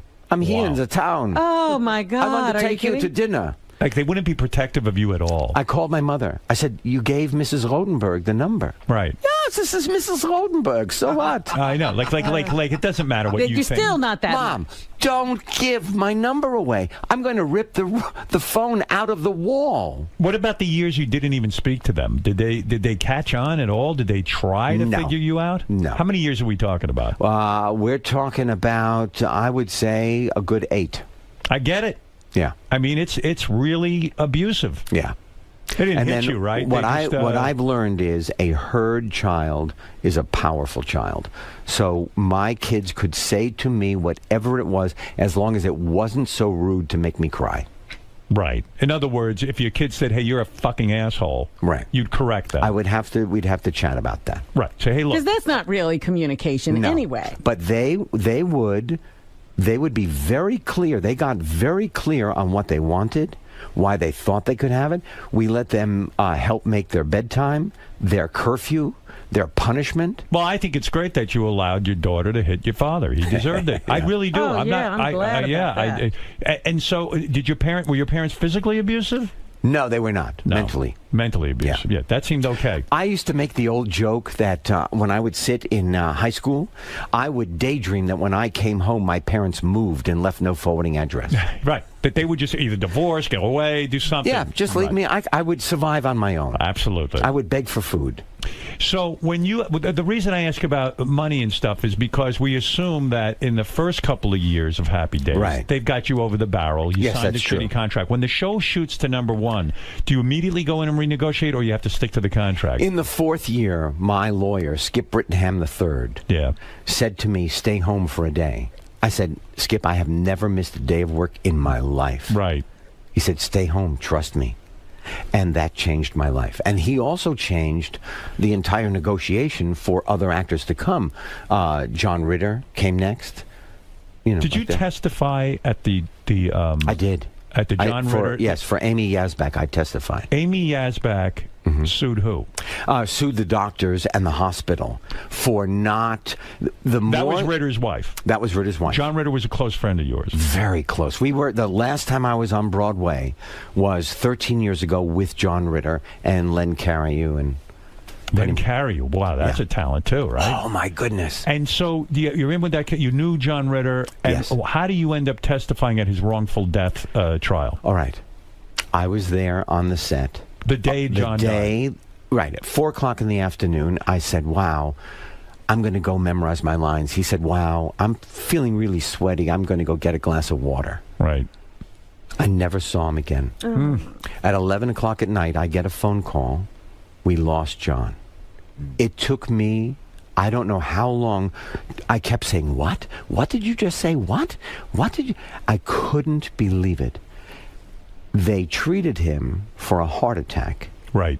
And he had a tear in his aorta. Now, who's they? In other words, the hospital. The hospital. The hospital. But don't you think? Now again, I don't know I'm not a medical guy for sure, but I have the hair of a judge, but not the, but don't you and a very good judge. I happen to watch that show. Thank you. But don't you think that a doctor isn't always going to be able to tell? They have tests, Howard. Yes, they do, but I mean, they're not always going to be able to. Do you think it was an intentional thing? I don't know. What I do you feel know it was incompetence? What I do know is that I felt it was my duty to help the Ritter family in any way that I could. Did they win the case? I don't think they did. Because I think you got to. But Amy just wrote a book, big book. You're still in touch with Amy? Yes, she emailed me. Has she found love with someone else? I think she has. Yes, it's been years and years now. Right. Yeah. Oh, man, what But a I will tragedy. tell you that I miss John every day. He would say the same joke every day. It was funny at 9 o'clock in the morning. It was funny at 6 o'clock at night. He was that good? He was that good. He was limitless. So when you're on Happy Days, the fourth year of Happy Days, Yes. you get a great lawyer, and the lawyer goes in and he negotiates. So he gets you enough money so you don't have to worry about money, right? He got me more money than I could have dreamed of. And he got you merchandising rights, too. Yes. And you and Ron Howard were the only two guys on there that got merchandising, right? The other characters didn't, and they sued. And they won. Did they win? They won. So like Aaron Moran got some rights, and this one and that They one. all got a fixed amount of money. And that was because of Don Most. Don Most was the spearhead of that. He never let that go. You don't call him Donnie anymore. He's No, Don Most. he wants to be referred to. He's a director now. Are those guys still like your family? We the Happy are, Days yes. guys? Ron we Howard, traveled Don Most? all over the world and played baseball together. And Erin Moran, you can't straighten her out. Have you tried? Well, we all have talked to her, and I don't know intervention in a sense. I don't know where she is right now. I hope that she is able to come to terms with that. She has greatness in her, and that she goes on. You got very sad when I mentioned her name. I've known her since she was 9. Joni. Right.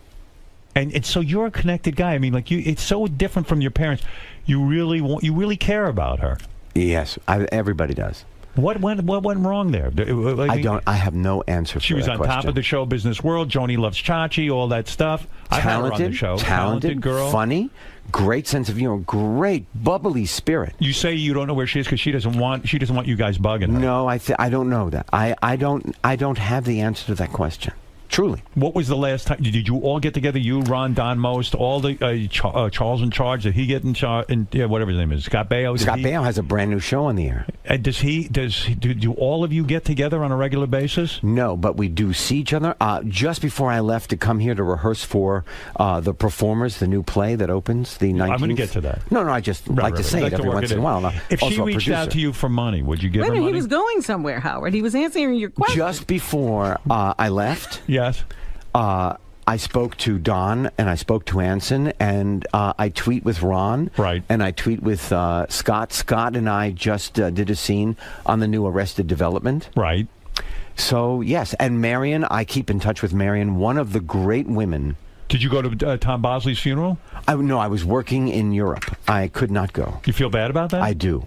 You like the guy? He was wonderful. I saw him in Fiorello on Broadway before I got to the soundstage on Paramount Studios. My son... Do you like everybody in show business? No. There are people that I truly dislike. Who? I will not say that on the air. There's a very famous actor you don't like. I will not say that on the air. Why don't you like this actor? I will not. You know what I'm talking about. Well, why don't you like him? I will not talk about it on the air. No, but wait a second. I'm not asking you for his name. I'm asking you why don't you like him? What did he do to you? One of the worst feelings is to be disrespected for me. Disrespected you because you played the Fonz? No. Is that why? No, just in general. Really? Yeah. Took an attitude. Do you think? Yeah. Like you aren't as big as him or something like that? You know what? I don't know. He should live in health, and I'm having a great life. Live in hell or health? Health. Health? TH. All right. So you walked in and you said the premise of today's visit is that your happiest dream is coming true because It's true. You're in a play. I'm in a play that opens the 14th of November, but this Friday, I'm in a wonderful movie. I saw What it is last it? night. It's called Here Comes the Boom. Kevin James, Selma Hayek, and me. Wow. And is this a comeback for you? Are we calling this a comeback in the sense that... I never thought of it that way. Well, I think about after Happy Days. Yes. You decided to take 10 years off to raise your kids. I didn't decide. Hollywood it was decided. really hard to get an acting job. That's when I produced and directed. And as producing and directing, like you own MacGyver, right? You No, Paramount owns MacGyver. But you produced it. We What does it mean to executive produce? produced it. What does that mean? We found the idea. Right. John Rich and me. You bring it to Tony Paramount. Jonas. We brought it to Paramount. Then we went to ABC. And Daniel was the executive at the time. I walked into her office. We pitched it. Sold it right then and there. And what was the pitch? A guy who could take anything and make gadgets out a of it? shortcut guy. A shortcut When guy. no other other agency works. Right. Robin, I did not mean to cut you off. That's okay. Go ahead. When no other agency works, you call MacGyver. MacGyver. Yeah. Who came up with the idea? It was brought to us by the president of our company, Tony Jonas at the How time. many places did you pitch MacGyver to before someone bought it? Well, we went to ABC first because that was my home network. Right. They bought it.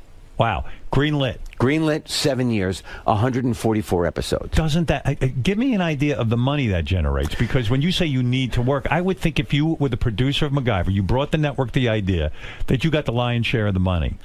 Well, no, that is not true. All right. The lion's share of the money goes to Paramount and ABC. Did you make millions off of that? We made money, but you have to remember that was 30 years ago. So when you bring up 3 children and education and college and a house and nuts, So that doesn't set you for life when It you does sell not MacGyver. set you for 'Cause life, People no. have the impression that No. it does. Do you have any idea how much makeup comes in and goes out of my house? No, I understand But that. when you say today, you know, people like Charlie Sheen, you were that level. No, I was not. He made much more than. But I'm than saying I in did. your time, you were the Charlie Sheen of sitcoms. Yes, but still, that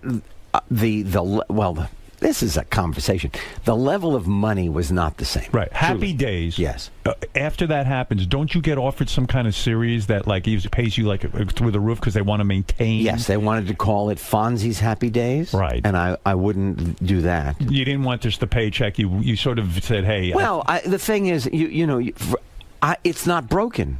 I live really well in that family. Right. That's how it's working. You take me out of that environment. Who wants to do that? But they didn't offer you, forget Fonzie's Happy Days. What about, the My Henry own Winkler show? Yeah, right. Yeah, they did, right? Yes. And you didn't do it? No.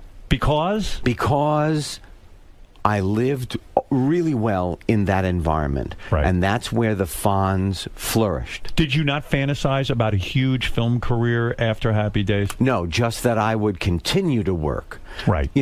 But now. But then everything dried up. In my mind, I thought I was going to go from mountaintop to mountaintop because I was in 126 countries. But you were so well known as the Fonz, Right. it was almost impossible to take you and put you in a leading man role. Or the leading man role was the Fonz. Did it become embarrassing to you to be living in the Hollywood community and after a while people go, hey, what are you doing, Henry? What are you doing? And all of a sudden you're not doing the big role? No, the hardest part was I had this push since I was 7 of wanting something and the ambition of it. And then all of a sudden, it dripped out of my body when the Happy Days was over. I was rudderless. Wow. Which is painful. Did you love doing the Fonz? I loved it. But you say you were I love him rudderless- now. You were saying you were rudderless in the sense that I don't know what to do. didn't have career-wise. a direction. There was no one in your life that had a direction for you, like a great agent or, Didn't matter. It has to come from inside you. So you felt like maybe I'll walk away from acting? No, I didn't know. I sat in my office at Paramount Studios, put my feet up at my desk, and I just tried to let it come. And then my lawyer, Skip Brittenham III, said, you'll produce. I said, I don't know how to do that. He said, I trust you. You will learn. And that's when MacGyver happened. And then what was the other big show you had? Sightings, which was the study of all things paranormal. We did 7 years of that. Did you buy the franchise Hollywood Squares? Were you in on that? I with Michael Levitt, I co-executive produced that for 2 years. But did you buy the Hollywood Squares franchise? No. You didn't? No. You just, the Hollywood Squares hired you? The King brothers, the King they Productions. had it. They weren't letting it go. And so they hired you to become the executive producer. Yes, and we did that for 2 years. And that was one of the great jobs I've had. So you still have to hustle. I do. I can't believe this. I do. Would you ever go to these conventions and sign? I do. You do that. Do you like doing that? Does that bother you? I'll tell you why it's great. Okay. I meet people who I would never meet. I go to places I would never go. And the one-on-one... Do you go with a cigar box and you have to hand back the like in other words, someone Or do hands you you have the change thing that the ice cream man someone uses? gives you a 20 and then you go, here, okay, I'll sign the autograph. Bobby voluncia does that. He does that. Yes, he does. I think that it... Do you have someone who handles that for you? Yeah, you got to. There is there's a Bobby Valencia who is an incredible character. It's very lucrative, isn't it? It is. It can be. So if Fred came over to you and said, hey, Henry, let me have your autograph, would you say to him, listen, you go to a convention, you got to pay for it? No. You would sign it? I would sign it. You would? I would. You would? I have. I do. I didn't And know are you Fred selective about which of these conventions you go to? Do you know which ones to be at? And I don't not know to? which ones to be at. I do everything by my stomach. He's got people who tell him that. I know everything from my stomach. Man, you do it all. Children's book, plays, this, that, the other thing. This is the movie that opens this Friday called Here Comes the Boom. Hey, let me do the plugs. I'll do them. You don't have to do that. But it's okay because I'm so proud of it. See Henry Winkler in The Performers at the Longacre Theater on Broadway in Manhattan. That must be a dream come true. Well, this is my third time on Broadway. But have you ever opened anything? This is, yes.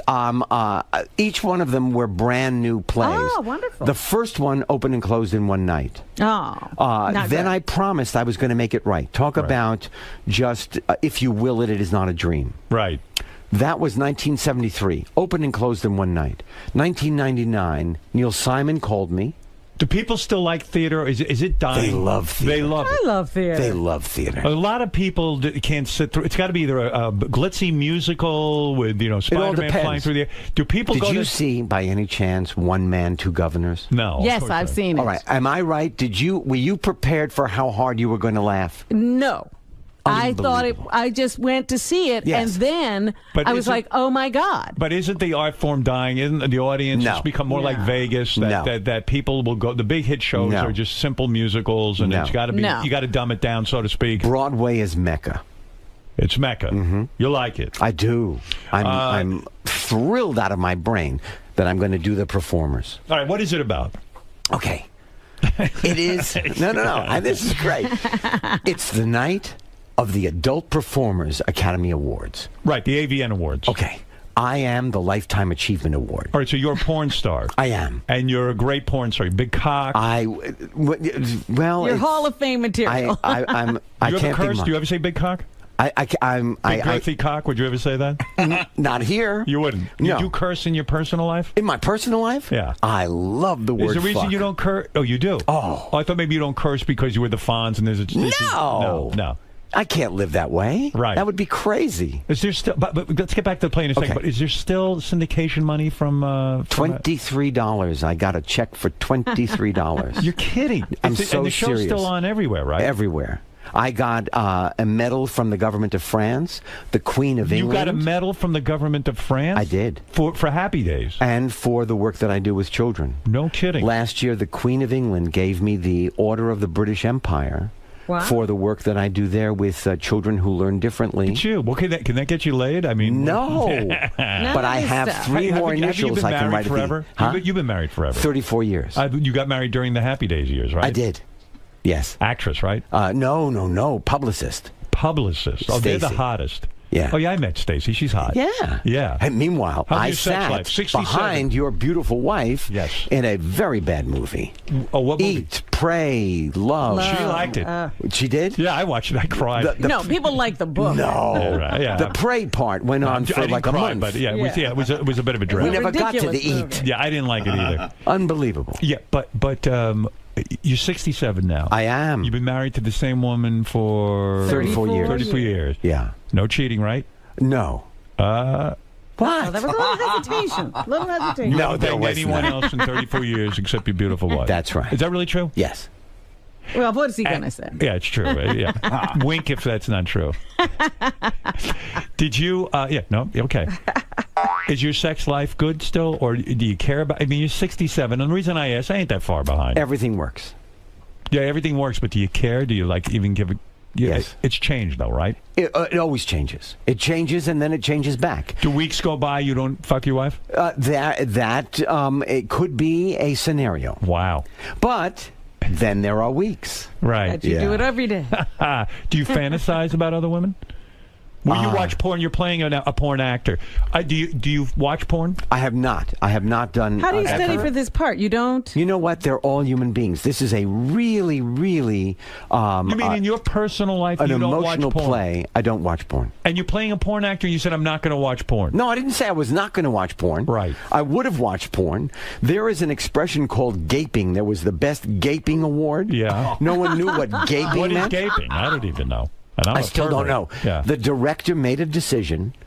𝗦𝗵cie𝘄 Yes. made the decision that he would not show us a film with gaping in it because you can't go home again. What is it, though? I'm not sure, but I think it You has know to what do. it is. Well, to tell you the truth, I'm not sure. I never heard of it. It is. I haven't it either. is what you can fit into an orifice that is probably behind us. Oh, in the ass. So it's people fisting. You mean? No, that's a whole other category. It's shoving what? Gaping. A big thick. Maybe gerbil. I here's don't a guy know. who knows. Maybe What is it, JD? Maybe a microphone. Gaping is. You know? Yes. Oh, he He's watches a tons of porn. student, yeah. He never gets laid. Mainly the asshole is wide open. Right. Like people stick things in there to keep it open. Do you like it?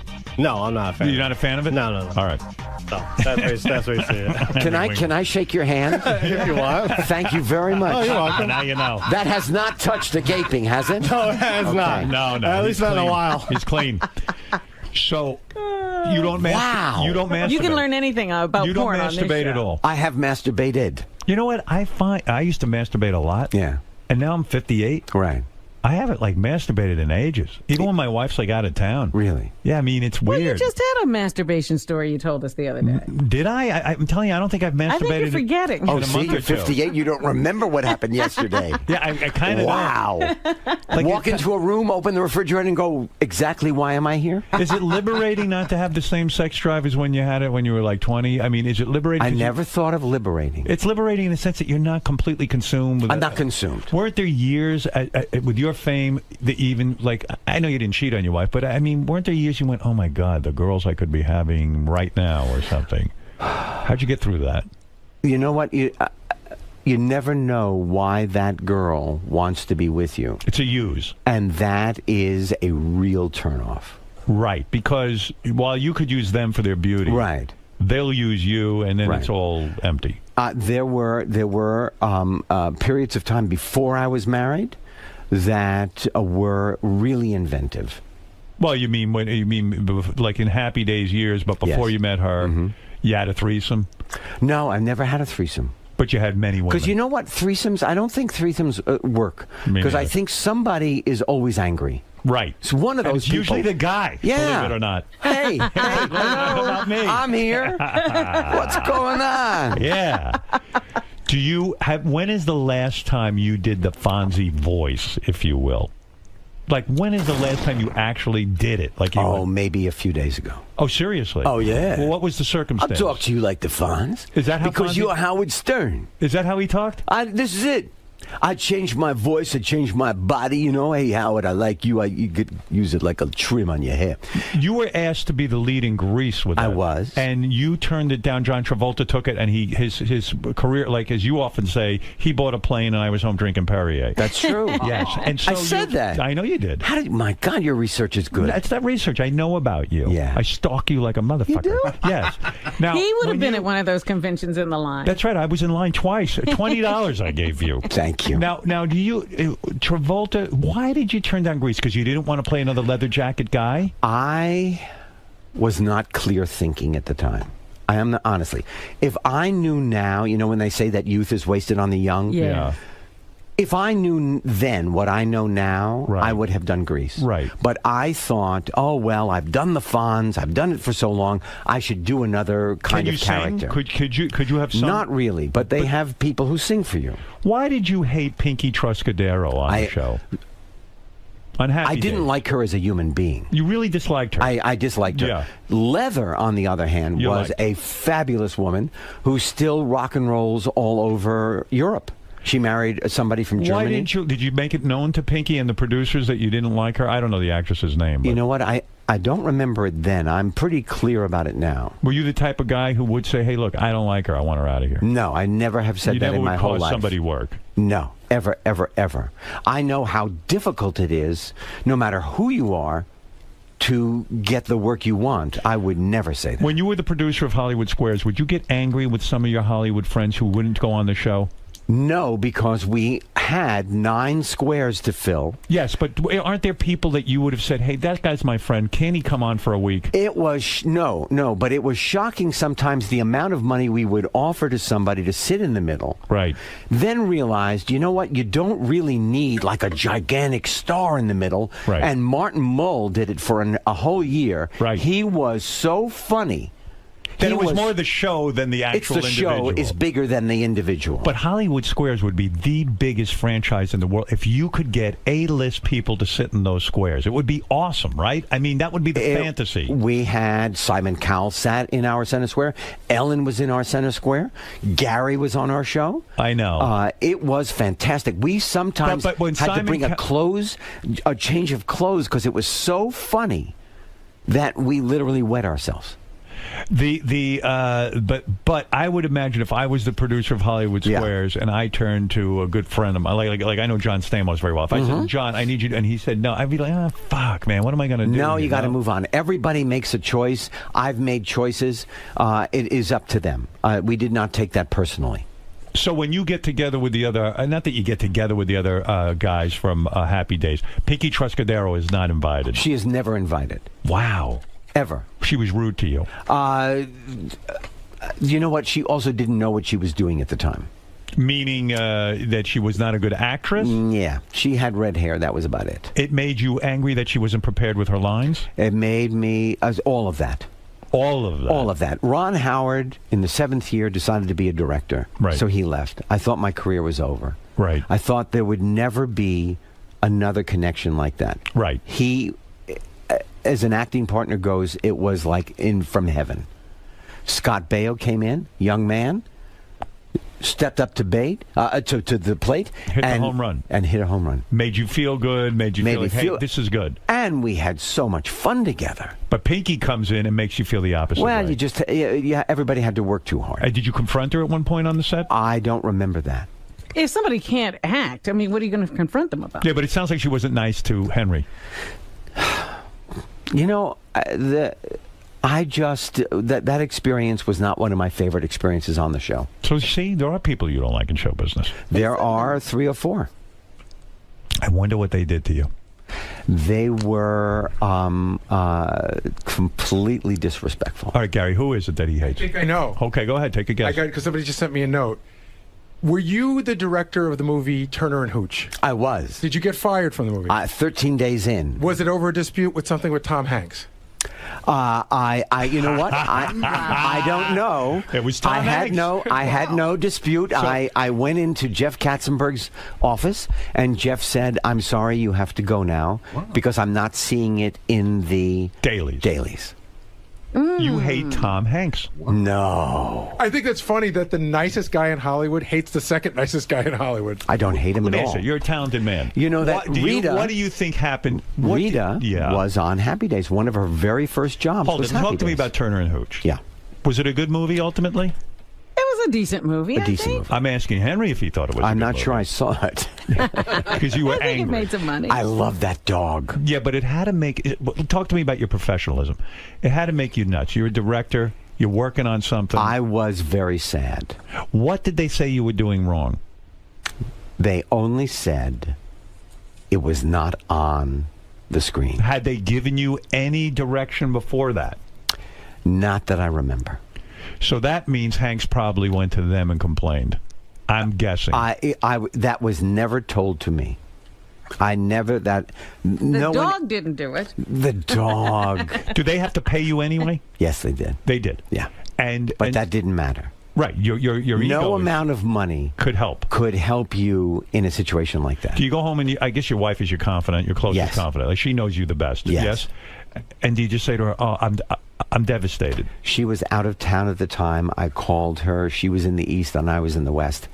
And it was hard to speak language.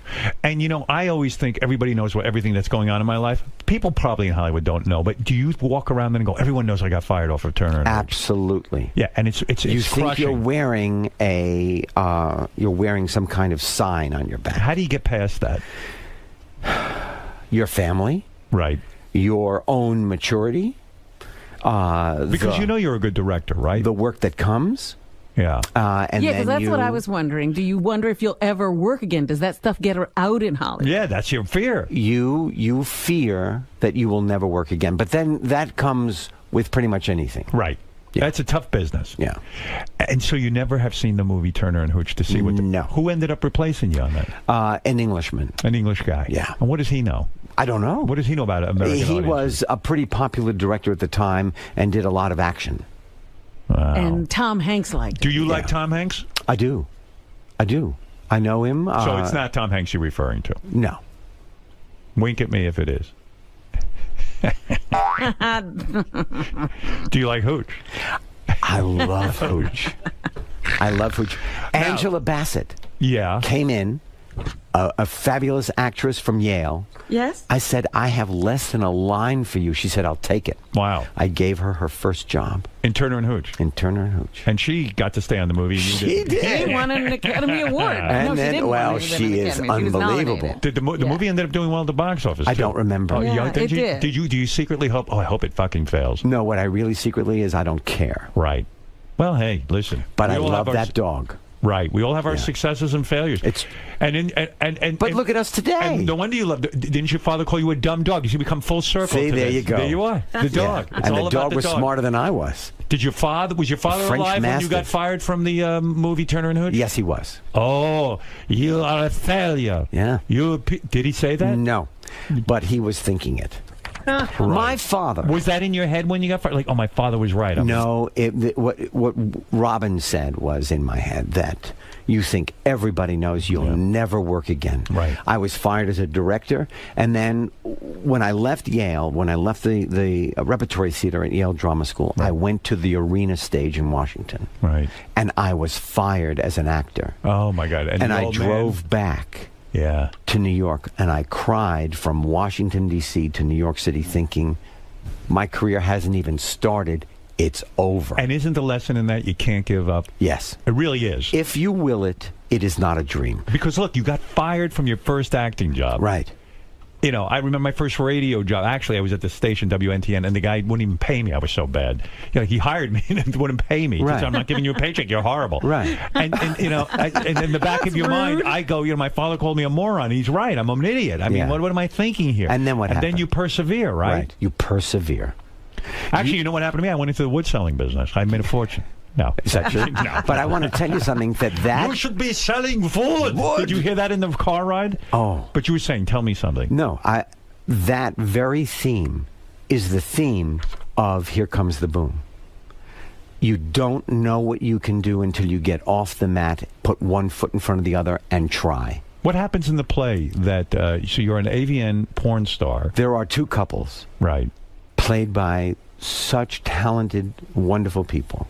Young people. Yes. I am the elder statesman. Can you believe that? Do you feel old?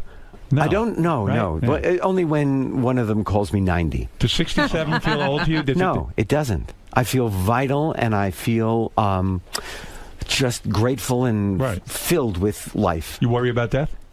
I worry about death slowly, because I'm at the end more than I am... Yeah, how much do you have left? Yes, how much do you have left? How are we going to get through that? Well, I'll tell you in a minute, because I don't know. Good. So these two couples on the night of the Adult Movie Awards. Right.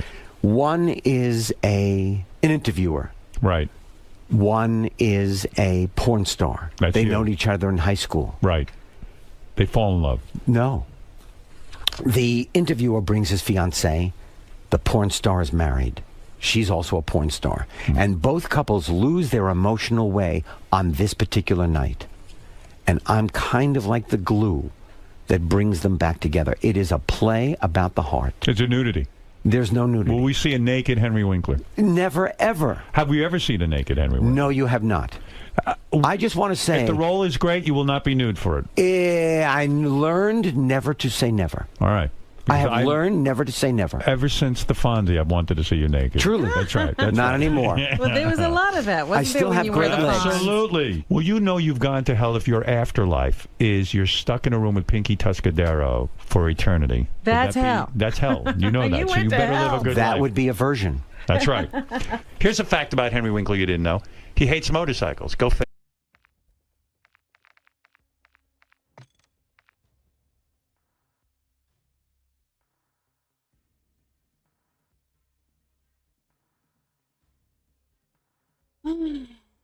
Mano, sério.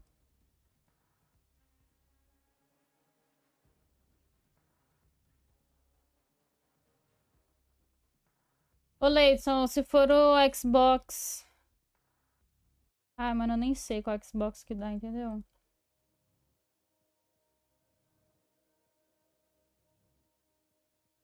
Deu tempo sim, Rodrigo. Valeu, viu? Tem uma parada que me desestabiliza isso aí. Tô aqui jogando de boa, mano. Eu tô aqui jogando de boa, velho.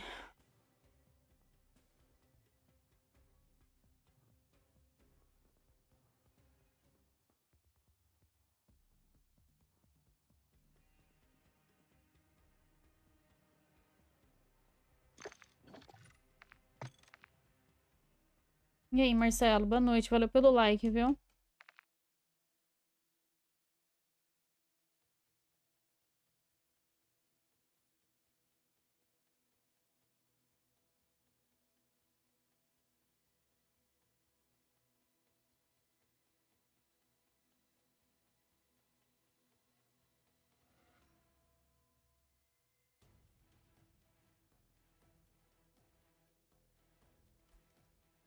Ô, Leidson, eu acho que dá pra jogar no Xbox, sim.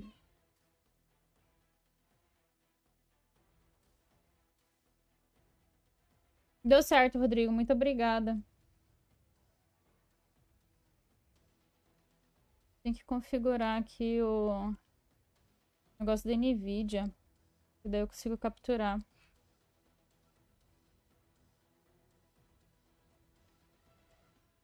Não sei se é aqui.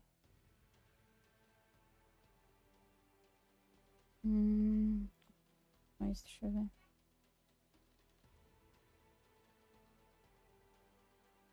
Ah, eu não lembro onde é. Aqui.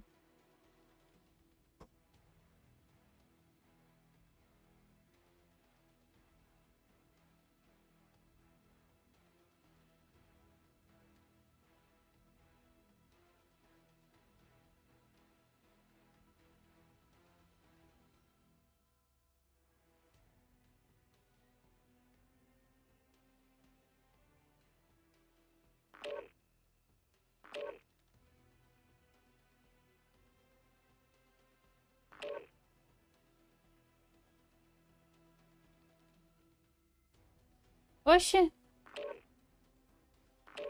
Não é possível, né, velho?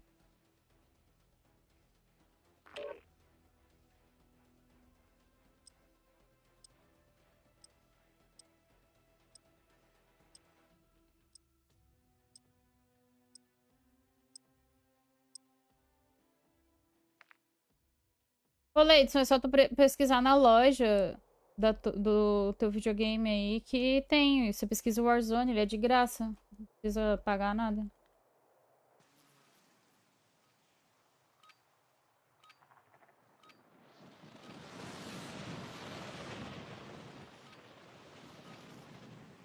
Química, você falou, não entendi porra nenhuma.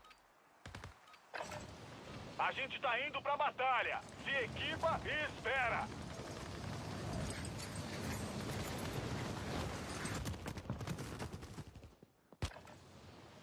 É o Warzone, Leidson. É.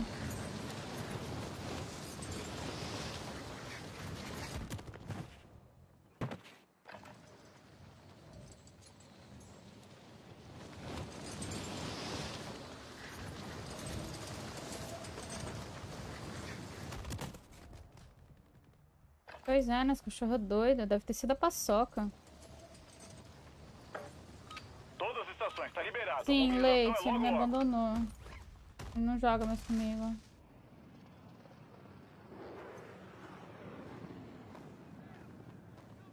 Isso que é equipe de verdade. Tá confirmado. A gente já pode ir. Se equipem e peguem os paraquedas. A Bragaminha passou. Warzone. Vai ter muito inimigo lá. É bom ficar de olho bem aberto.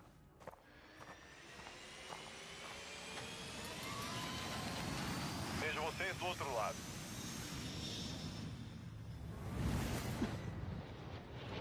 Battle Royale.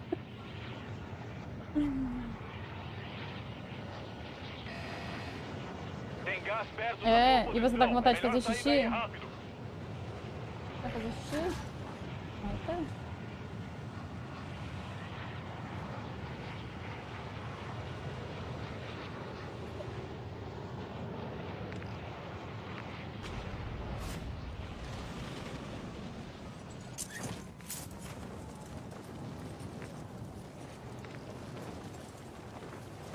Ai, velho, eu não queria ter morrido pra ele, mas... Esquece. Eu não vou botar minha câmera agora não, Leidson.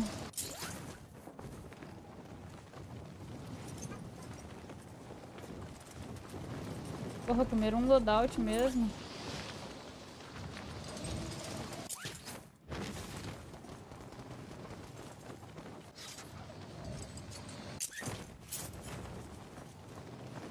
Agora esquece, né? O cara já caiu lá, pegou. Bora caçar o Fila da inimigo. puta.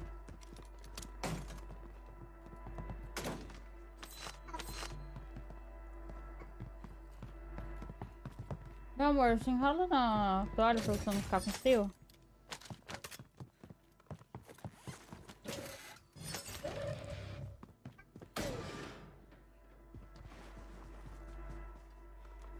O cara vai ficar marcando ali. Olha lá, ó.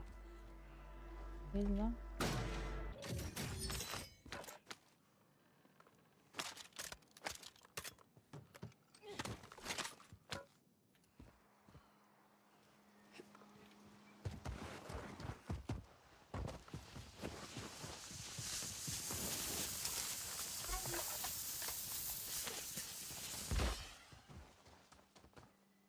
Ai, ai, ai. Gás se movendo.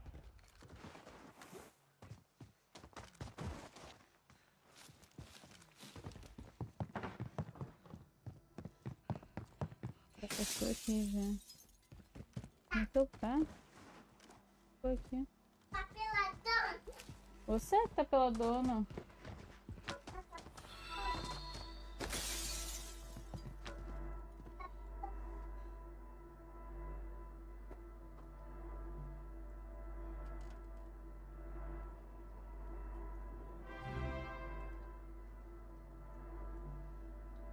Fala dela.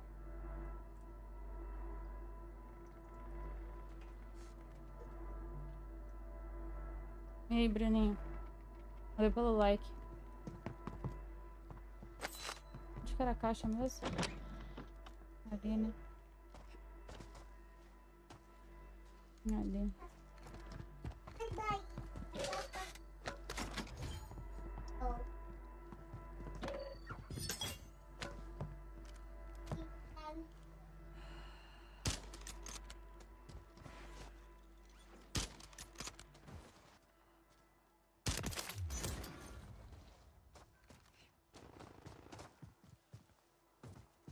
Esqueceu só o principal. Só o que eu ia colocar, né? É no travesseiro?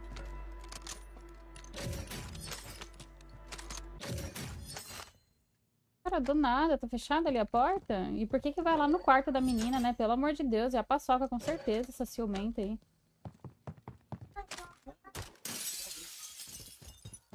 Mas já não é a primeira vez, né? Deve ser a paçoca mesmo, você tinha que esfregar a cara dela lá.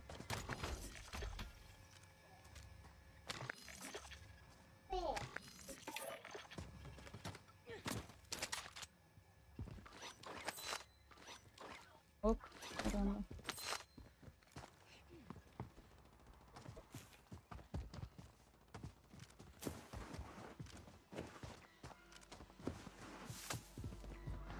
Não foi brincadeira não, Bruninho.